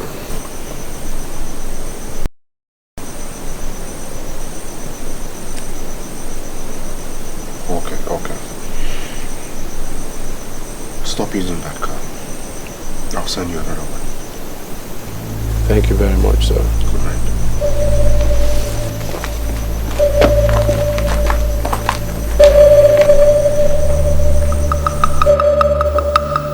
Now listen to me, officer. Officer, listen to me. Listen. I don't want to hear that rubbish anymore. Don't tell me any trash. Are you listening to me? Now, do everything you can to ensure that that boy is released right now.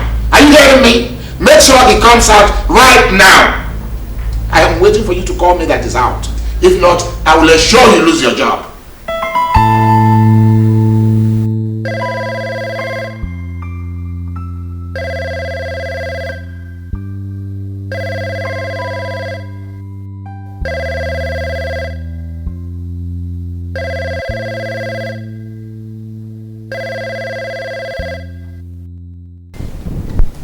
Hello.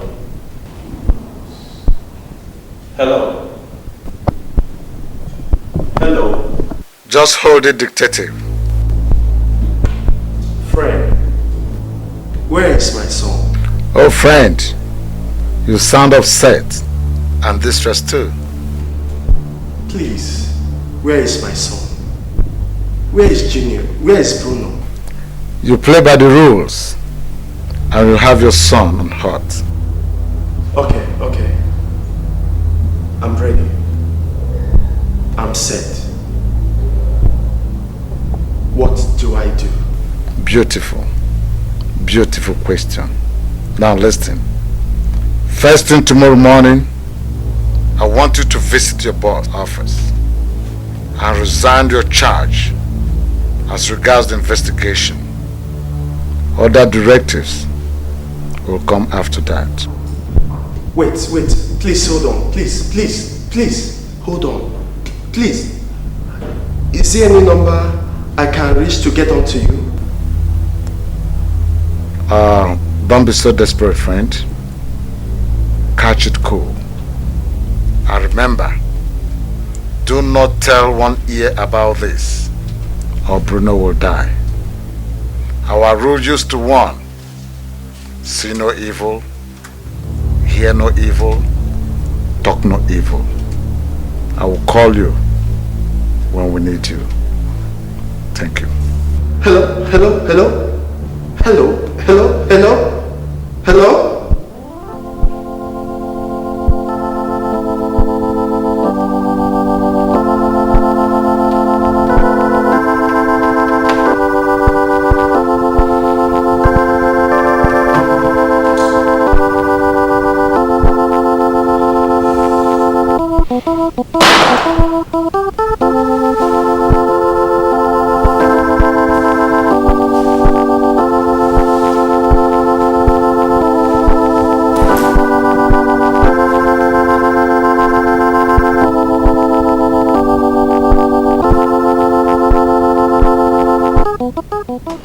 You see, Jacob, I have critically examined the auditing conducted on other ministers, but I have observed that the Health Ministry's audit report is omitted.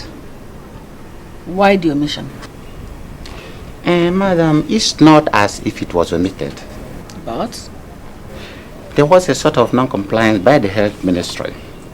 What sort, if I may ask? Well, the minister bluntly refused to meet up with the auditing exercise. No. The minister has no business with the report of the accounts of his ministry. It is the accountant who has.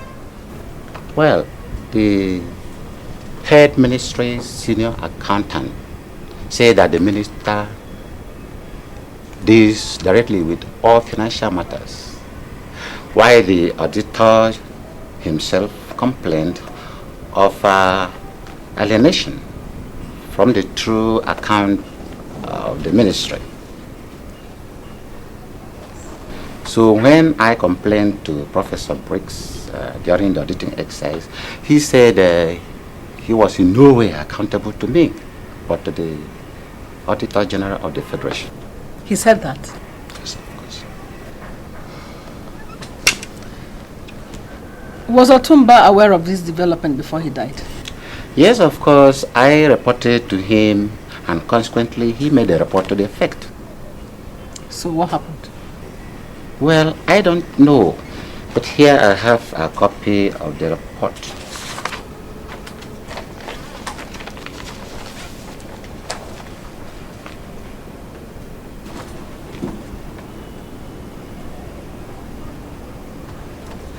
This was supposed to be dispatched many days before Otumba's assassination. Even allegation of the health minister's intention to siphon $500 million grant. My God. This is serious. What was the IG and AGF's reaction to this letter? Definitely, I don't know. Maybe the personal secretary to the late minister will know better, because her desk is the starting point of the distribution channel here. Serious. This is serious.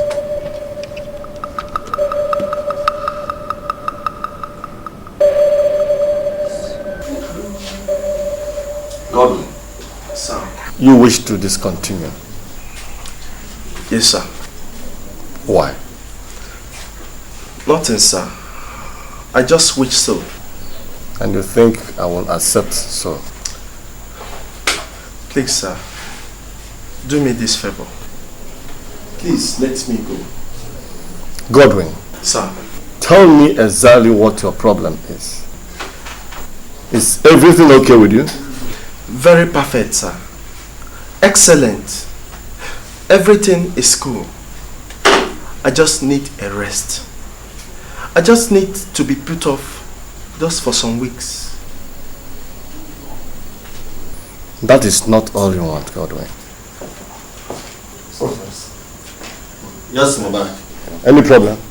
No problem, sir. It's just that I came to make a report to the superintendent here, sir. Yes, Inspector. Sir, my boss arrested a certain man believed to be a hoodlum. Yes. And he's notoriously known as Badas. He was seen the last time driving around Otumba's residence the fateful night he was murdered. And sir, I believe he's the man we'll be looking for. We got his number then, but now he's arrested, sir. Good. Keep him and wait on me. Okay, sir. Godwin. Sir. You have your request. Thank you, sir. Sure, sir.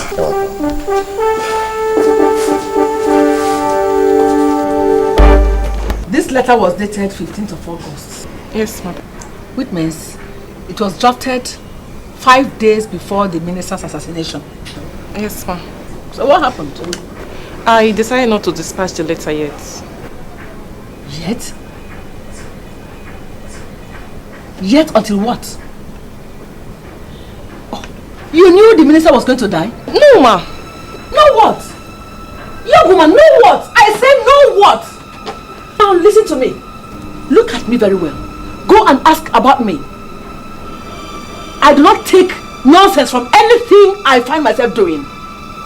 I think you have a case to answer to the police. Please, ma, take it easy. It's not what you think. From my own justification, you are dubious. No. fraud as weighty as $500 million grant is to be perpetrated and you start on the alert, it means you intentionally did it and you have to answer to it.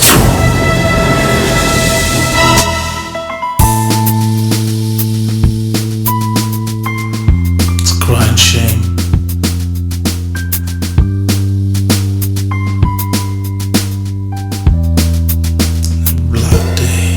In the dark, in the moon, it's a war, it's just a shame, it's a drag, it's a wound, it's a sore, it's just insane, it's a sting, a decay, it's a crack, it's a disgrace, evil wind, bloody day, it's a slap in our face. It's a crying, crying shame. What a shame, unbelieving, evil days. Oh, what a pain. It's a struggle of power and fame. Oh, the helpless ones who will die. Who is to blame? It's a game, how to play. It's a win, it is a lose. It's a chain, so much pain.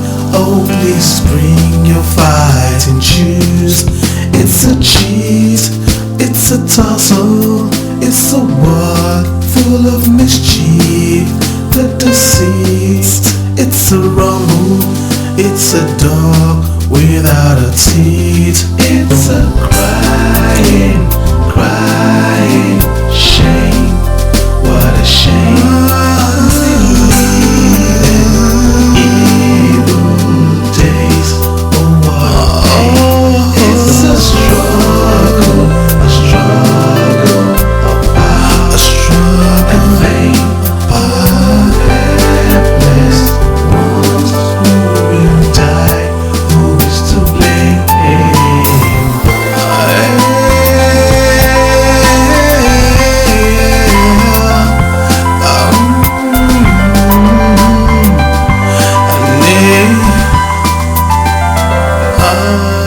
At the door, on the wall, on the floor, blood on my hands.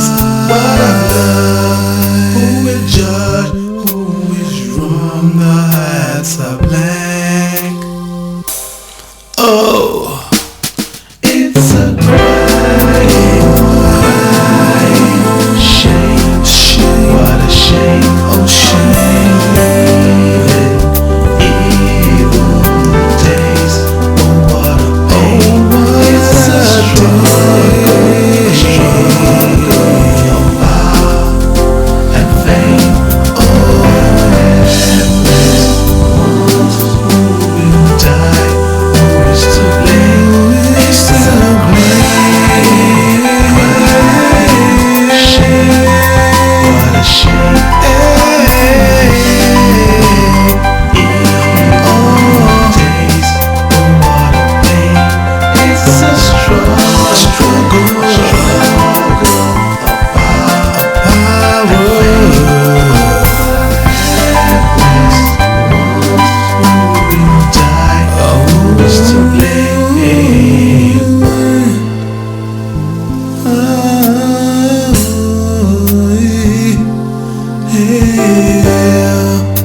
A power, a power.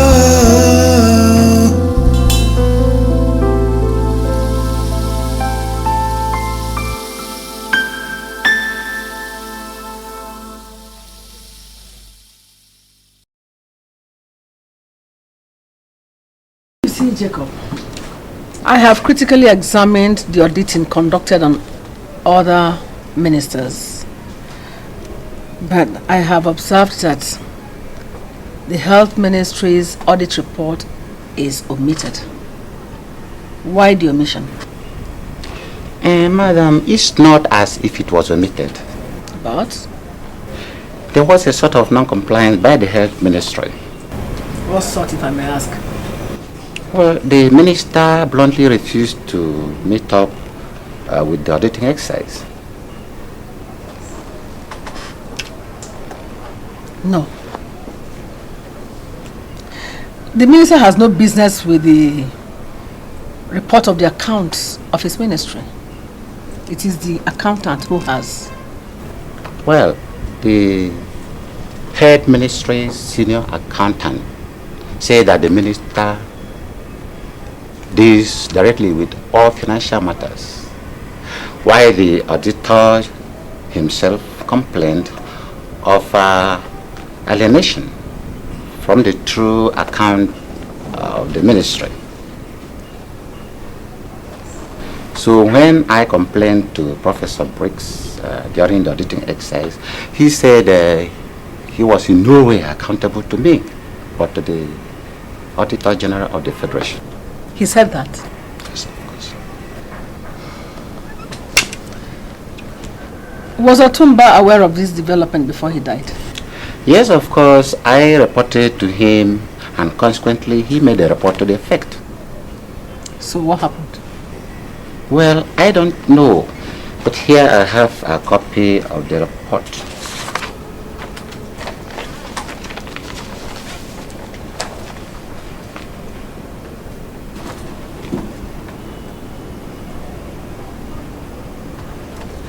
This was supposed to be dispatched many days before Otumba's assassination. Even allegation of the health minister's intention to siphon $500 million grant. My God. This is serious. What was the IG and AGF's reaction to this letter? Definitely, I don't know.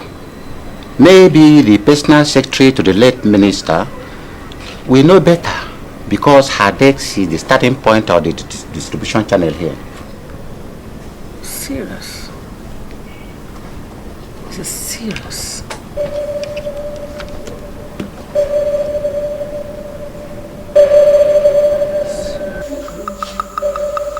Godwin.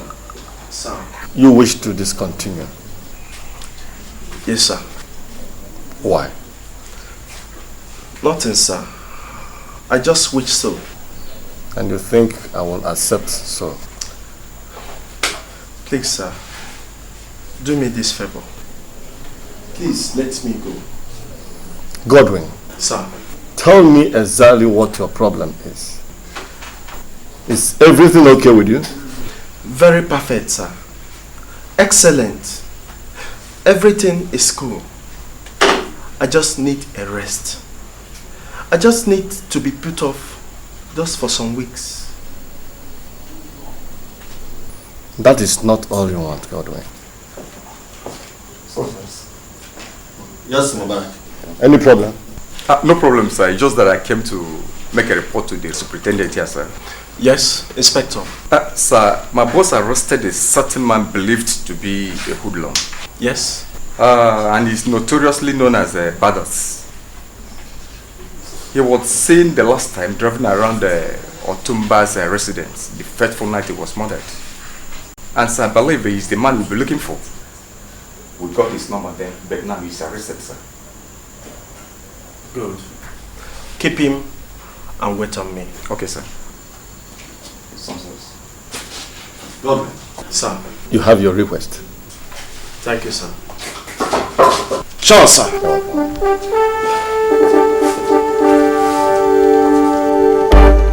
This letter was dated 15th of August. Yes, madam. Which means it was drafted 5 days before the minister's assassination. Yes, ma'am. So what happened? I decided not to dispatch the letter yet. Yet? Yet until what? Oh, you knew the minister was going to die? No, ma. No what? Young woman, no what? I said no what? Now listen to me. Look at me very well. Go and ask about me. I do not take nonsense from anything I find myself doing. I think you have a case to answer to the police. Please, ma, take it easy. It's not what you think. From my own justification, you are dubious. that a fraud as weighty as $500 million grant is to be perpetrated and you start on the alert, it means you intentionally did it and you have to answer to it.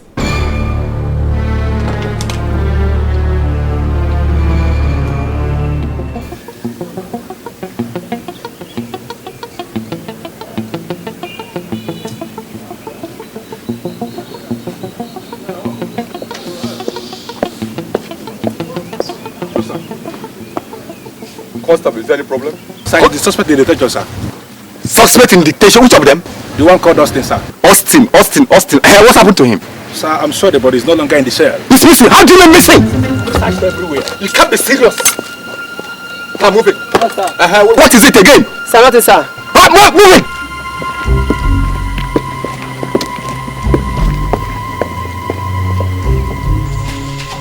And then what is this? Is someone in here playing on me or what? Area Commander. Sir. What explanation will you give to me for this sort of rousiness? And you, Inspector, what do I tell the IG? What do I tell the governor? How do I explain this to the National Security Council? Do I tell them that the suspect disappeared from the cell? Not a suspect for that matter. Mother of the serving minister all of a sudden disappeared.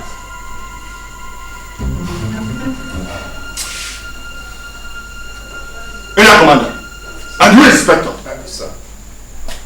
You will have to go and produce that boy around this place within 24 hours. Is that clear? Very well, sir. And you, Inspector, most especially, sir. By this hour tomorrow, if that boy is not produced, I will detain you. Understood? Yes. Now, when you told me leave my office, get out of this place, quick! Sure, sir. Get out of this place! Thank you, sir. Sure, sir. Good job.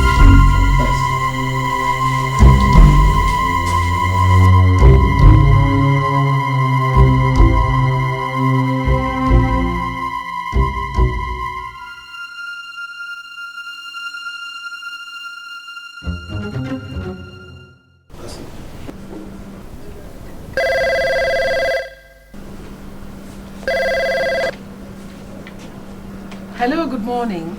Hello, madam. Good morning. How are you this morning? Very well, thank you. Who is calling, please? This is your colleague, Professor Tony Ambrose Briggs, of the Ministry of Health. Oh my God. Good morning, Prof. Good morning once again. I just said I should take this opportunity to congratulate you on your new appointment. Thank you very much, Prof. How is the Health Ministry doing this morning? The Health Ministry is doing good. It's just that we are vulnerable to the policies of your ministry. Vulnerable? What do you mean by that? Don't worry, my dear. Don't worry. It's just one of my riddles. So how are you finding your new office? Well, I'm trying to acclimatize to its demand. Great.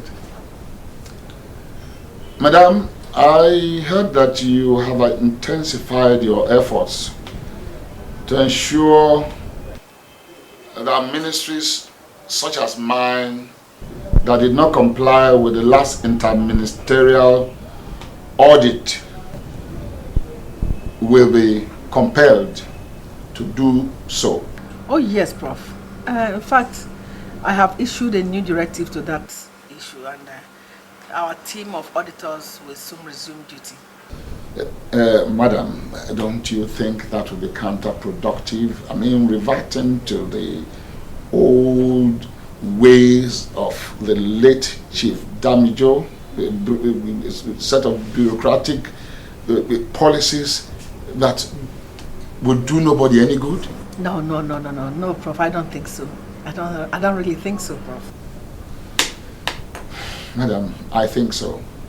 And I'm proposing that we meet in my place later this evening for me to get an opportunity first to congratulate you on your appointment, and then for us to discuss this. As a senior minister,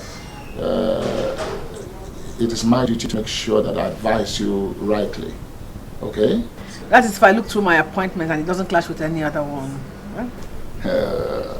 Madam, if you have to have an appointment with the Minister of Health, of course, you make that time, you juggle your schedule and ensure that we have some time to talk with each other. And let's toast champagne to congratulate you for your victory. And then, of course, for us to discuss important things that will help you. You understand? All right, my dear. So see you then. Bye, Prof.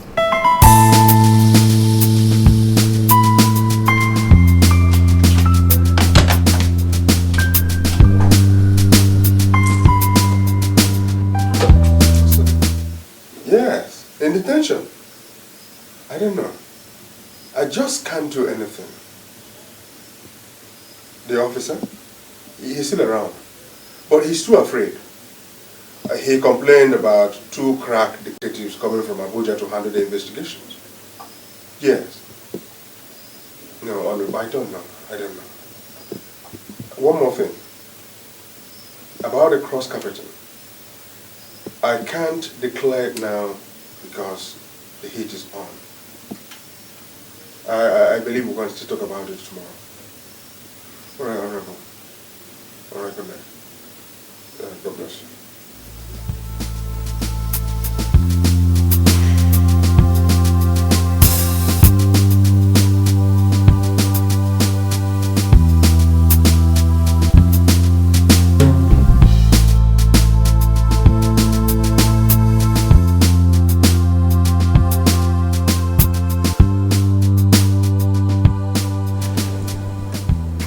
Agent Cross of the SSS, and this is Superintendent Harry of the police.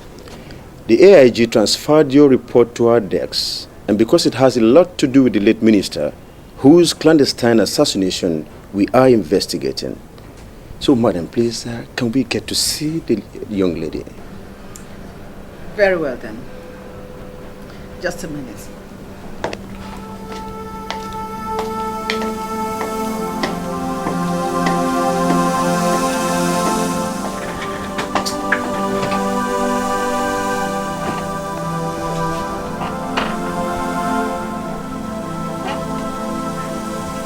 Yes, Secretary. To my office, please. Right away.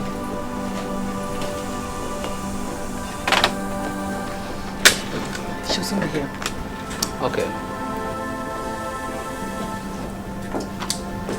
Yes, madam, you sent me. Yes, I did. Gentlemen, my secretary. Right. Hello, young lady. How are you? Fine, thank you. I'm Harry, and this is Cross, my colleague. We are police detectives on the same mission. I see. Actually, there is a report against you, and I'm afraid you have to come with us for clarification now. A report against me? Yes. Are you sure of what you're saying? By who? How? When? Well, you will get to know that when we get to our office. Please, can we get moving? Madam. Yes. We are very sorry for distracting you. It's all right. I don't mind it. Thank you very much. You're welcome. No problem. Hello. Don't be stiff, can we?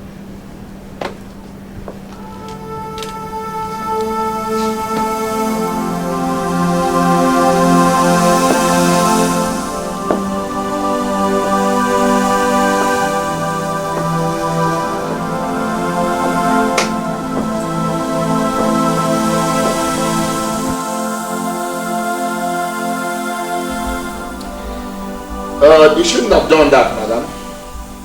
After all, I told you. You shouldn't have allowed the arrest at all. That young lady is dubious, Prof. She's dangerous for crying out loud. So what? That young lady is my lady. And you've just stepped on my toe. I tell you, what you did is an act of rebellion. Rebellion? That's what it is. It's an act of rebellion. And nobody dares rebel against me. Nobody dares. Not even you, Mrs. Balde. You understand? This is the corridor of power. And we are the lords at the top. And People like you cannot climb anywhere with this sort of rebellious attitude. Well, Prof, I just thought I was doing my job. No! You don't talk to me like that. You don't. You dare not. Nobody dares. Nobody tramples on me in this cabinet or government. Nobody dares. Nobody. Are you listening to me? You don't have to shout at me like that. I'm so sure you're not the one that picked me for this job. Oh yes! I am the one. I am the one who nominated you for this job. And that is why I'm telling you that if you do not bring out that lady, I will be cross with you. If that is a threat, you better go and learn more about it.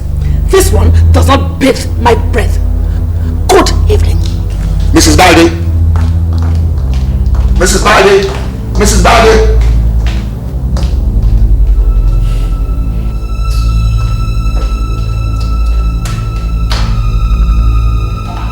Balde dares me. I'm going to teach you a lesson of your lifetime. I will. I assure you.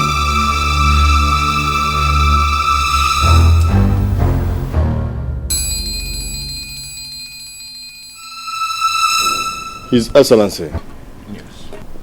These are the two experts sent by the Federal Police Investigation Team to examine our findings down here.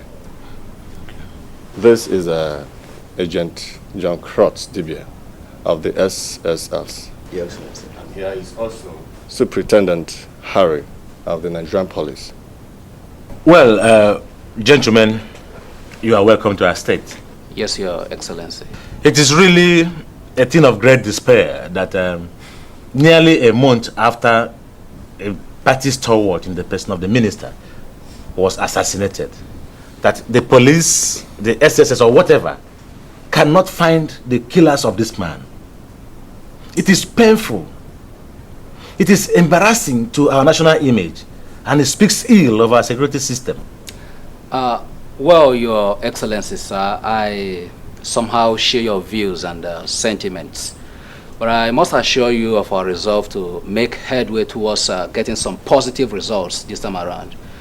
Bearing in mind that my colleague here and myself were choosing and assigned this duty on trust. And as such, we won't do anything to betray that trust. Well, you better do, because if a man of that stature can be killed just like that, then all of us are not safe. Yes, we'll try our best, sir. You better do. Yes, sir. Once again, you're welcome to my state. Yes.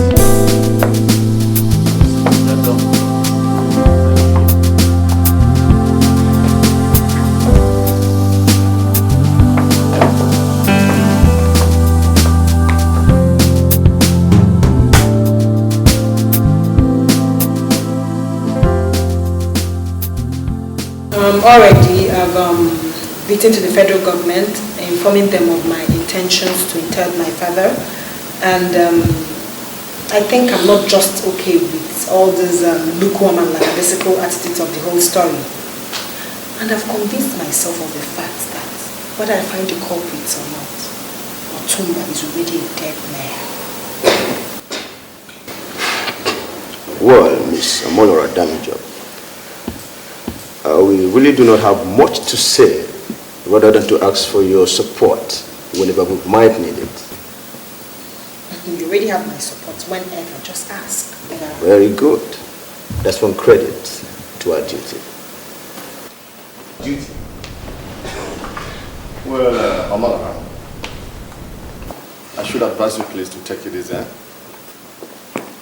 Please do. All right, have a nice day. Same to you. Yes, hello. Honorable Minister speaking. I know, madam. How do you do? I'm fine, thank you. Please, who's on the line? Well, just a friend. Wishing to pass you a beautiful message. Please, I didn't get you. Don't mind. I just wanted to inform you that you have only 1 week to resign from your present position or face your death.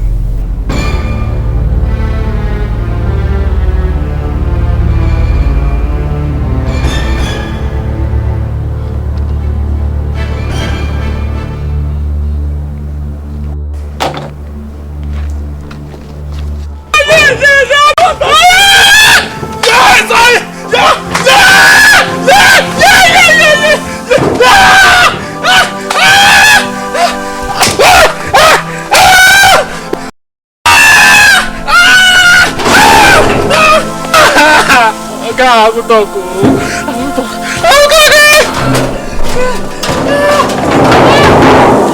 Come on, go.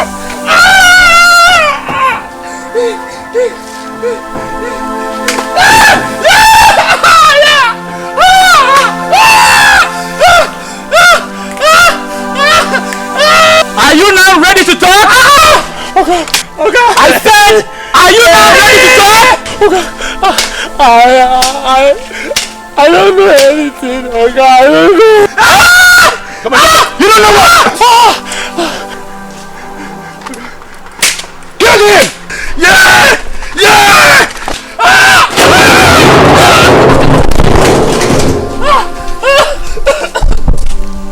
I said, are you now ready to talk? I don't know anything. Okay, I don't know. You better speak up and save yourself, because we have ample evidence showing that you were found around the residence of the late chief on that fateful night he was assassinated. So better tell us what you know about it now.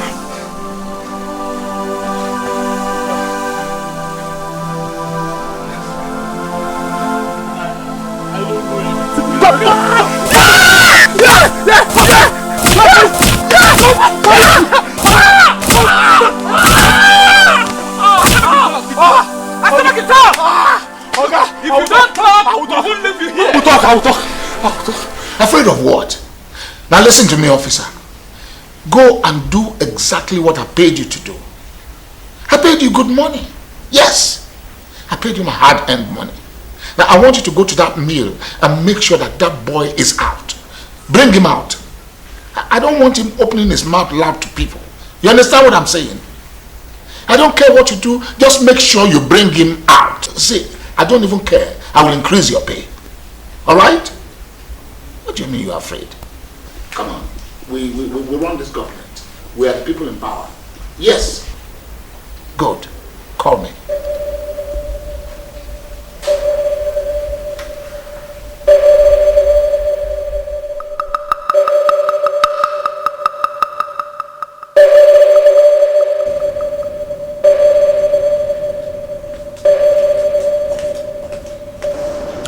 Excellency. Yes. Mrs. Benson, please. Okay. I've been expecting you to sit down. I want the House of Assembly to commence the impeachment process of the Deputy Governor immediately. He has to be impeached for insubordination and openly threatening the life of the late minister, and I must say, making good his threat. If he's impeached, we can then hand him over to police for prosecution. How much do you think that will cost us?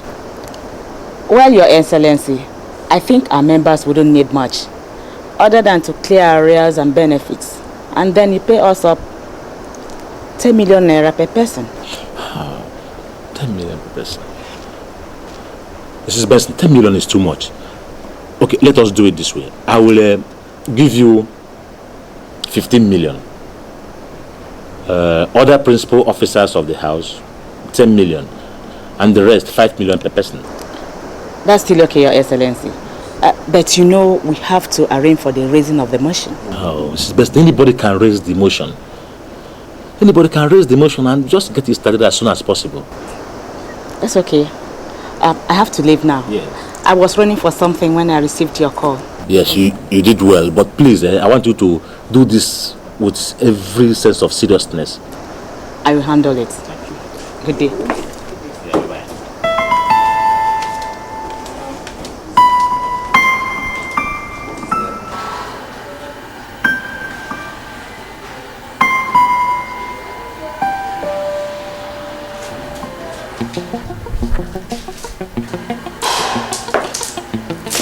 Where are you?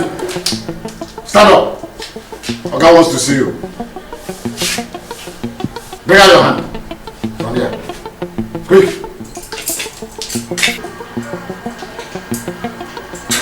Tom, you're a dangerous criminal. Just take an easy. All this thing will settle for me. Talking to me like that?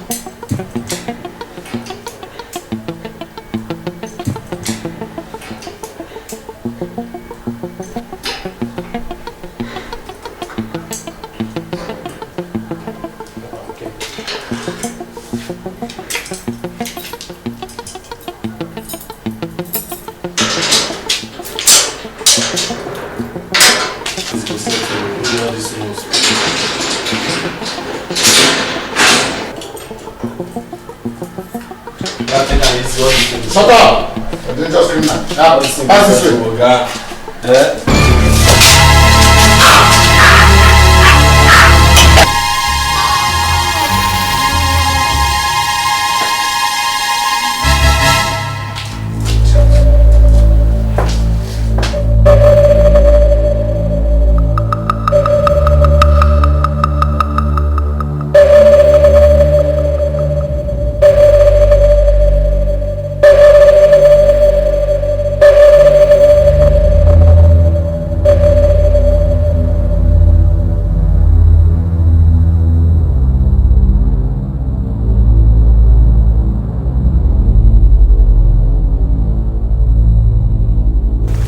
Your Excellency, sir. Sorry, what is it? Sir, we have a big problem, sir. What problem? Sir, things are not in order.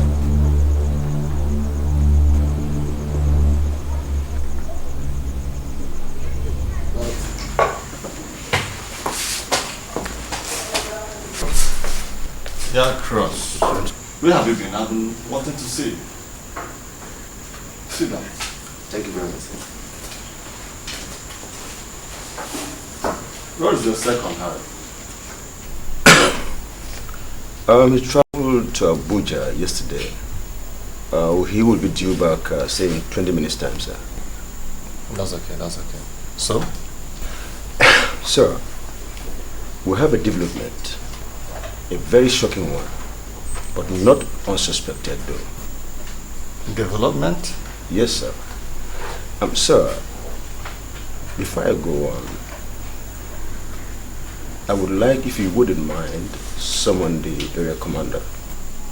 Area commander? Yes, sir. Would that give you insight of what you want? Absolutely, sir.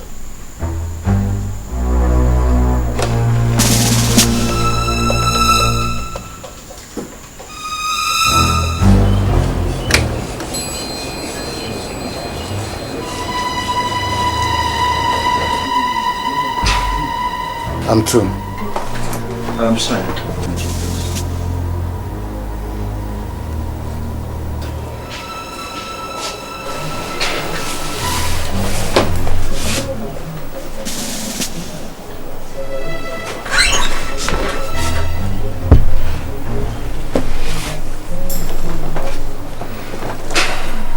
I must confess, with every recognition of your personality, Mr. Area Commander, that this is the most dishonorable and treasonable act.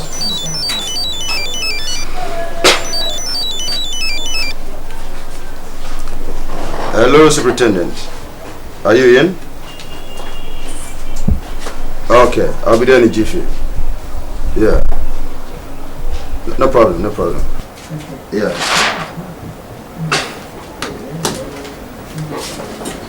I'm afraid, sir, you will be remanded here until I come back from the airport to pick my colleague. And, officer. Sir? On no account should anyone enter here to either see or speak with him. Do I make myself clear? Very clear, sir.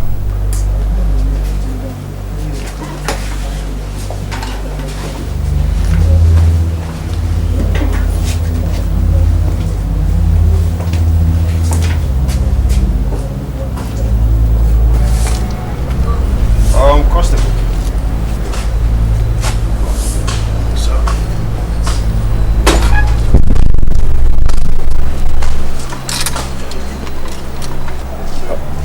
Constable.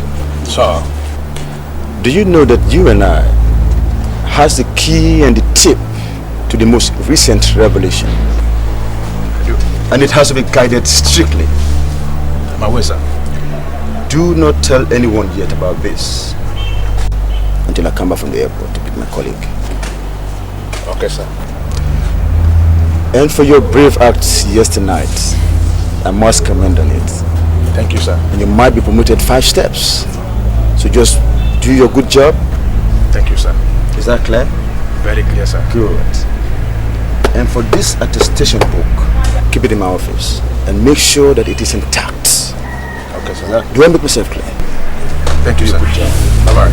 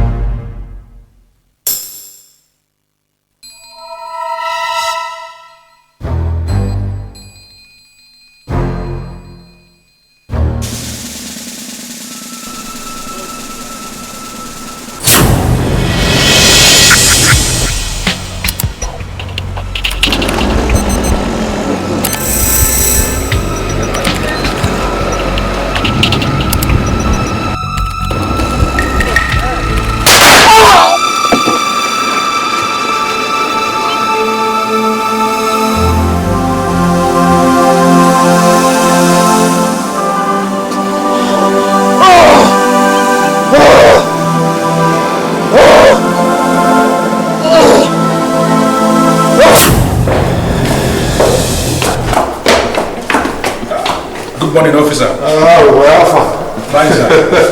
You don't chop up. I have been looking everywhere for you, sir. Yes, yes.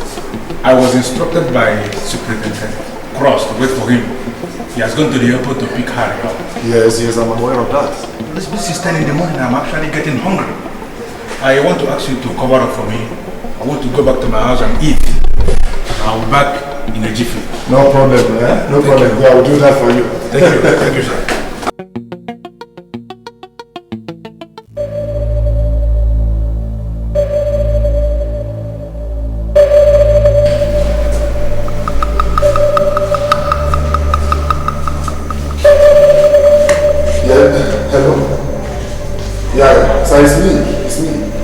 Officer, yes, the deal has been done. Smoothly, there's no problem. Trust me now.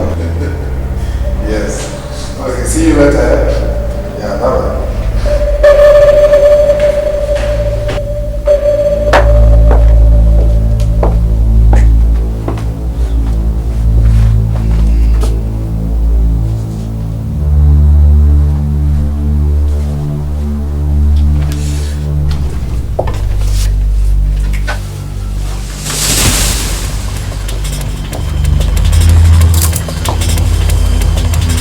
Constable. Who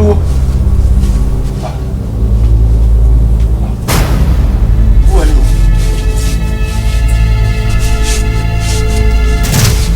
How did you come in here? Hold it right there.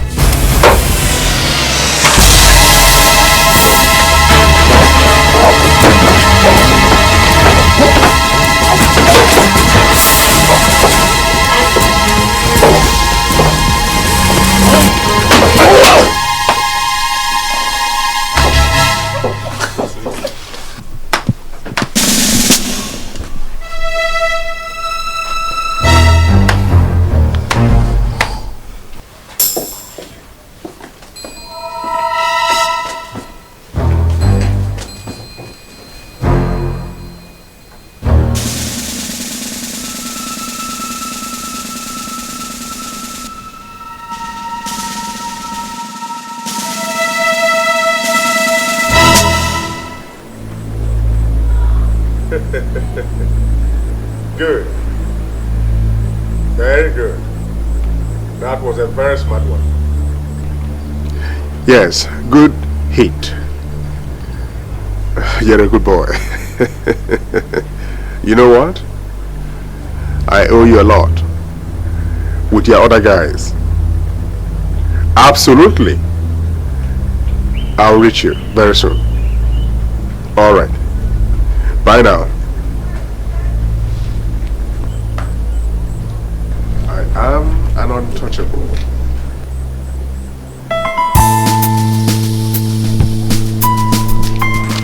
It's crying shame. Blood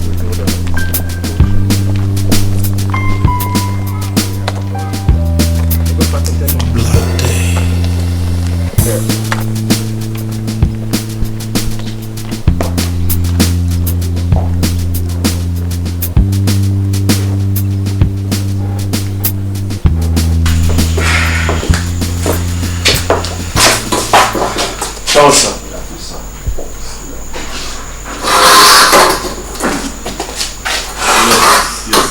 What is the news? How is it?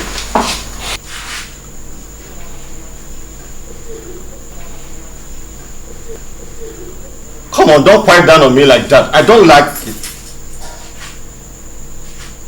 Superintendent. Dictator Godwin. Sir. Come on, speak, officers.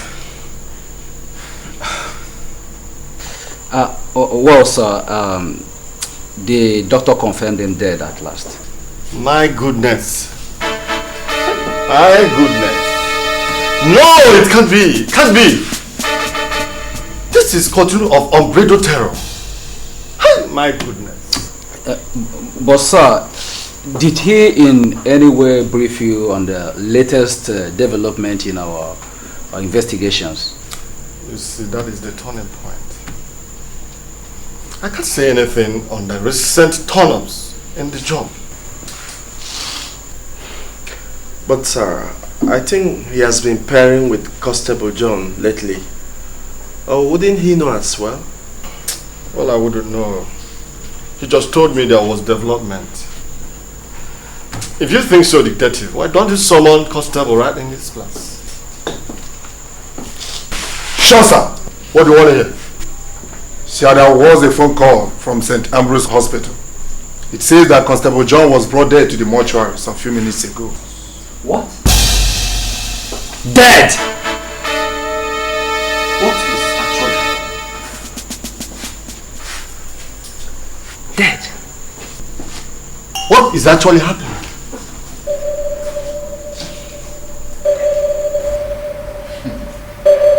Yeah.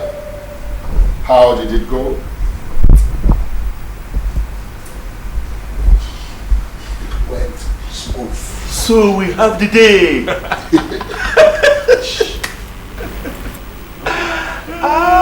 See, you did a very good job, okay? I must confess that you deserve to be in with us. Yes, you are a genius. Yes. What? No, don't bother your mind about that. There's a big shot awaiting you. Yes. Yes. Listen. Your ticket is ready. It's there, waiting for you. Ah. They came late. It doesn't really matter. Yes.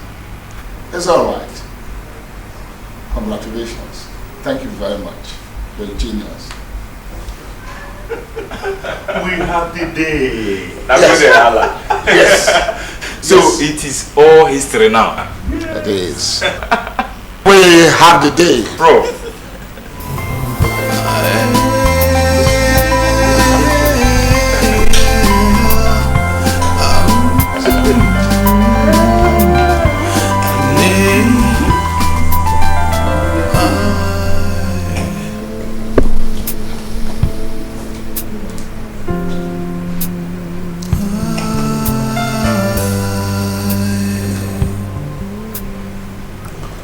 Sir, you sit here and watch a junior officer insult and humiliate me for no just cause. I've been in there for days without any justifiable reasons. And all you're telling me is that it's not within your powers to release me. Yes, it's not within my powers to release you. Then, invite the superintendent that you mandated to interrogate me to lay charges against me or to let me go. Well, sir, what I'm saying in effect is that given the present situation of things, we can't let you go. Will you shut up? I'm an assistant commissioner of police and you're junior to me. You have no right to talk to me anyhow. Are you mad? I repeat, sir, we can't let you go. You are kidding. I say you're stupid. You are very, very stupid. Listen, what you're doing to me today, all that your junior officers will do it to you. You're very, very 100% stupid. Listen, if you don't have any proof of counter the allegation against me, then let me go. Well, I think I do. Then present it here and now. Present it or let me go. Eh?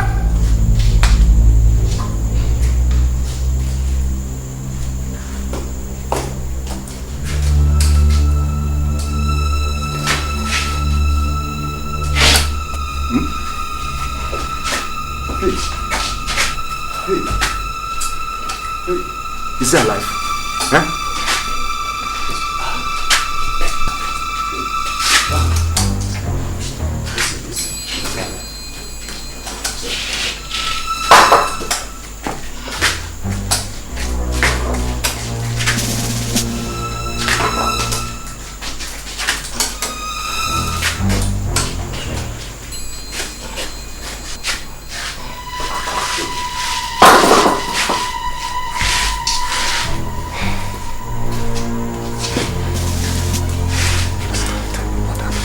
Sir, leave me alone.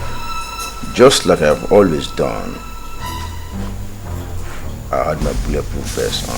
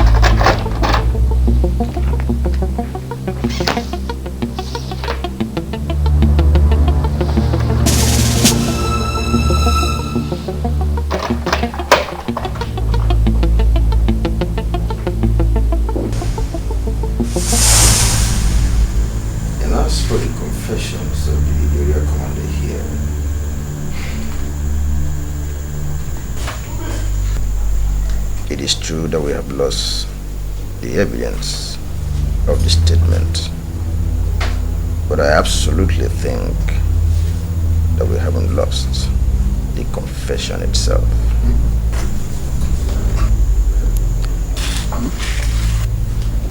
Mr. Area Commander, I have a surprise for you.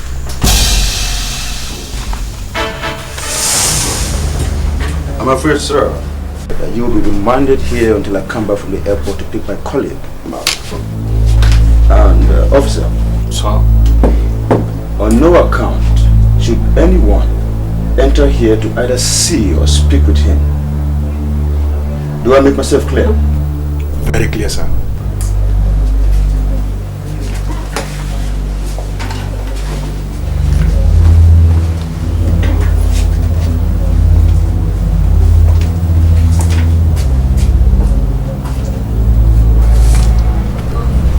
Constable.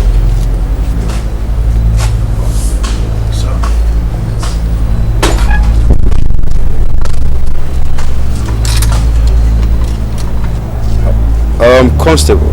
Sir.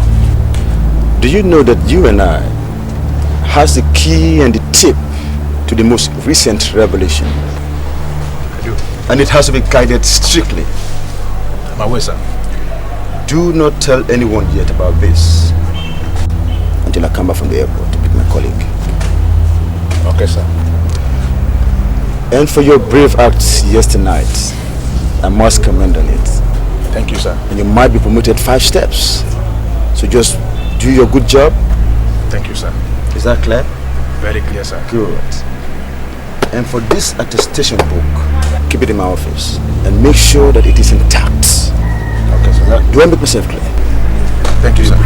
Bye-bye.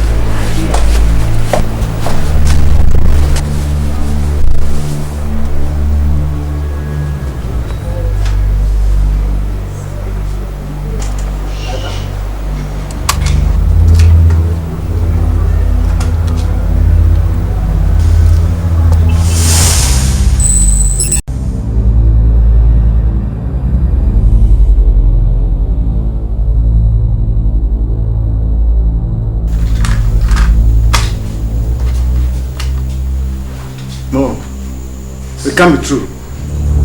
So tell me, Mr. Area Commander, how did you kill Otumba Damijo? Actually, sir, it is not an information I want to disclose. I didn't do it myself. I had to contract Austin, his personal aide, to do it with some other boys.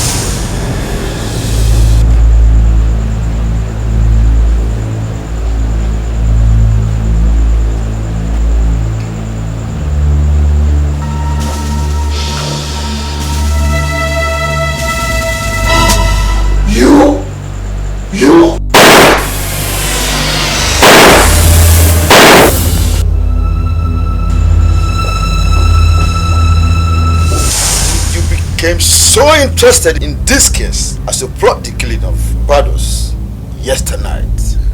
Yes, we had to, because it was becoming an obstacle. And I was being paid by some people to do it.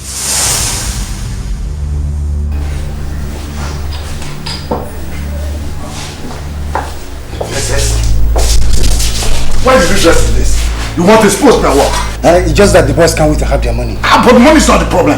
No, I want to get the money so that I can go back and change up. Okay, but how about the deal? Successful, sir. Successful, very well executed, very clean. Yes, sir. Perfectly done. Yes, sir. No problem. Sure. This is the balance of the money, $10,000. Now go and take everyone to see this. Go.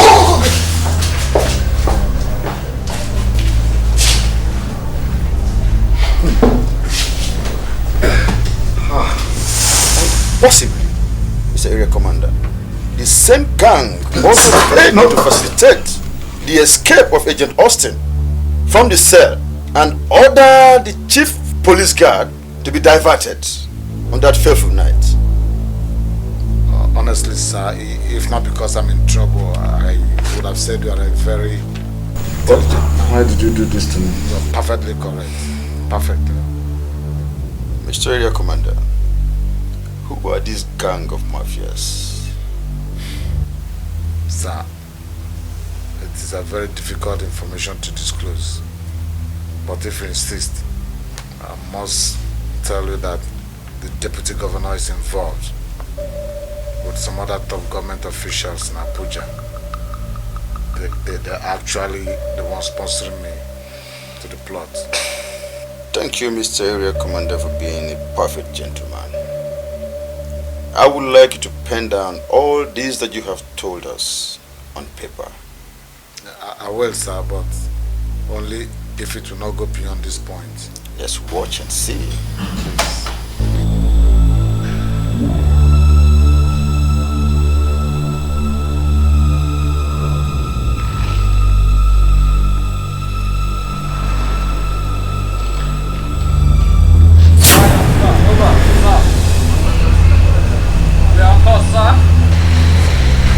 We have arrested the culprit, sir. Over, sir.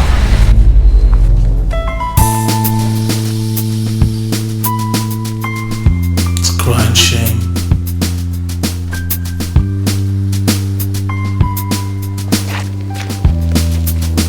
Black day. In the dark, in the moon, it's a war. It's just a shame. It's a drag.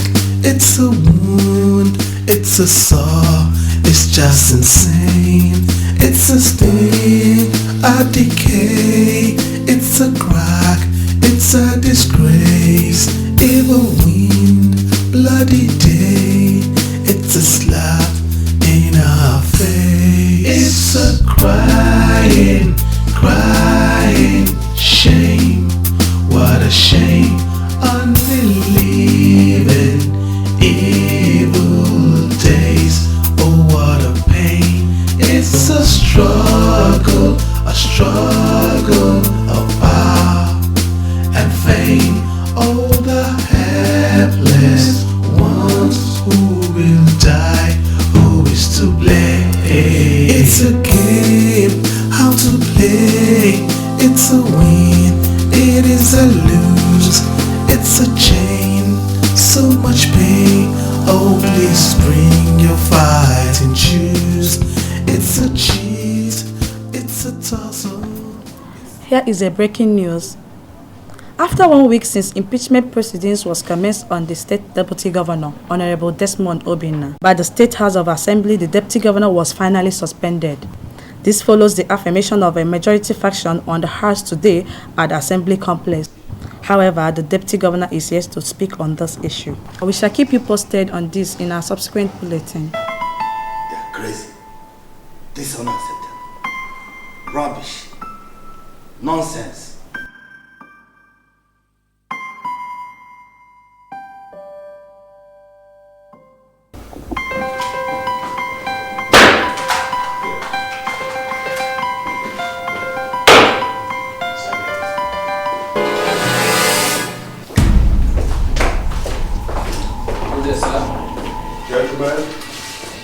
How may I help you? Sir, we have an order to bring you with us. Bring me with you? Yes, sir. What does that mean? To arrest you, sir.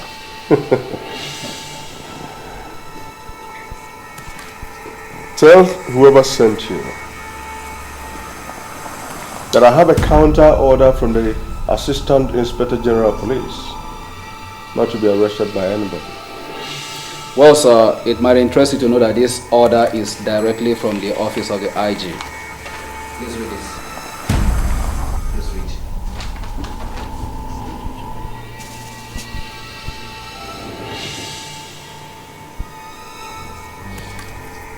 Size 2, sir.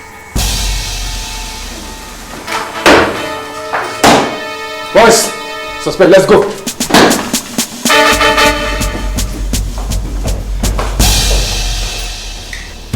Well. It doesn't really matter who gives the orders or if I'm arrested. What matters is what happens after. You two are coming with us. For what? Why? An aid to a crime is punishable by the law as well. Madness. Well, sir, can we leave? Yes. Gentlemen, let's go.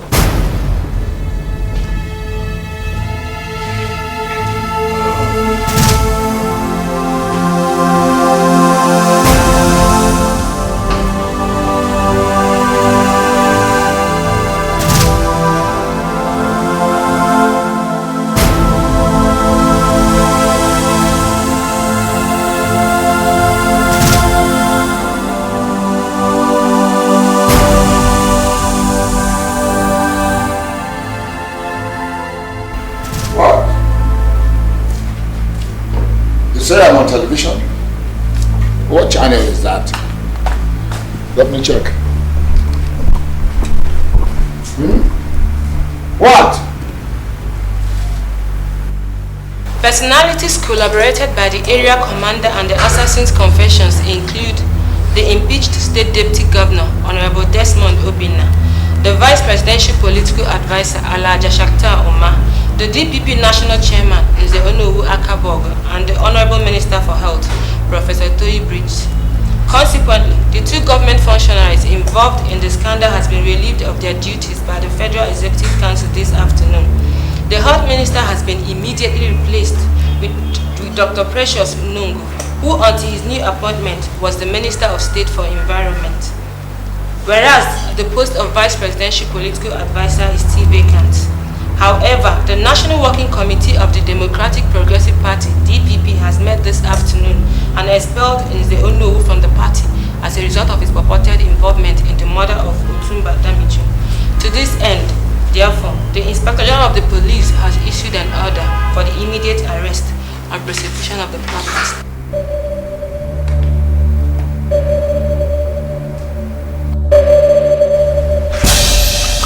Yes, what do you want? Well, policeman, sir.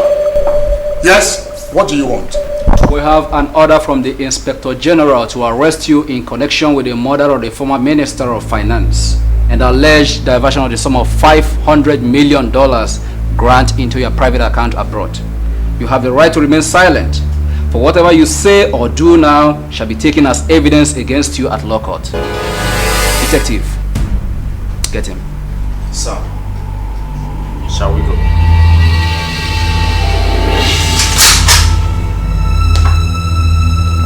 Sir.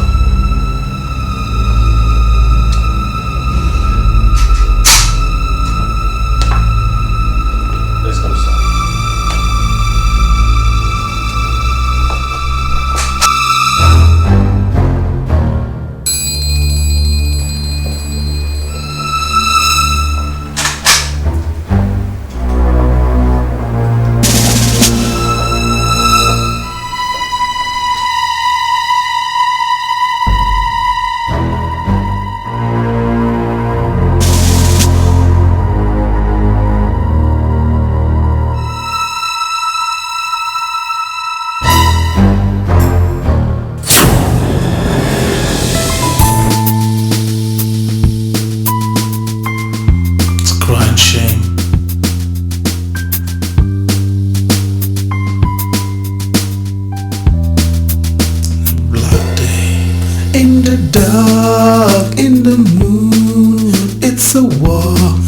Just a shame, it's a drag, it's a wound, it's a sore, it's just insane.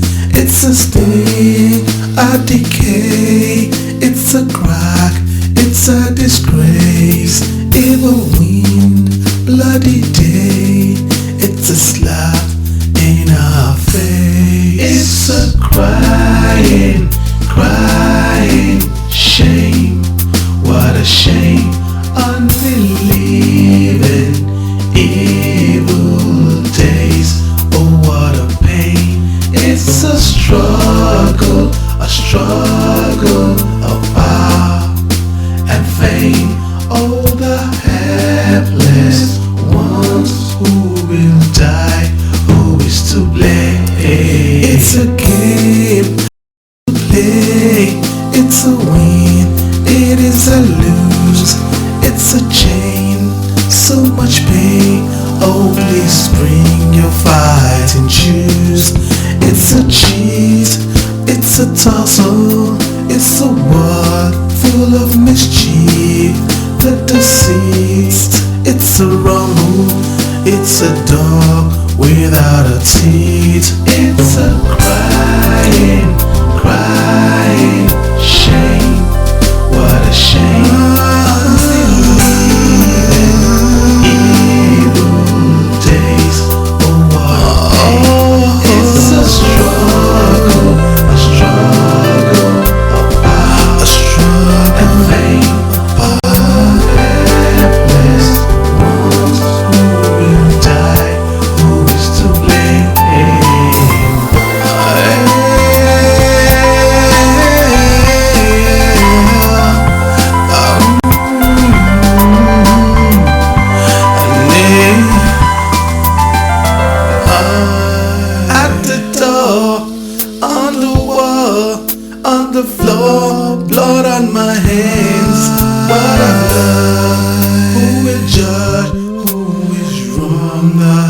That's a plan.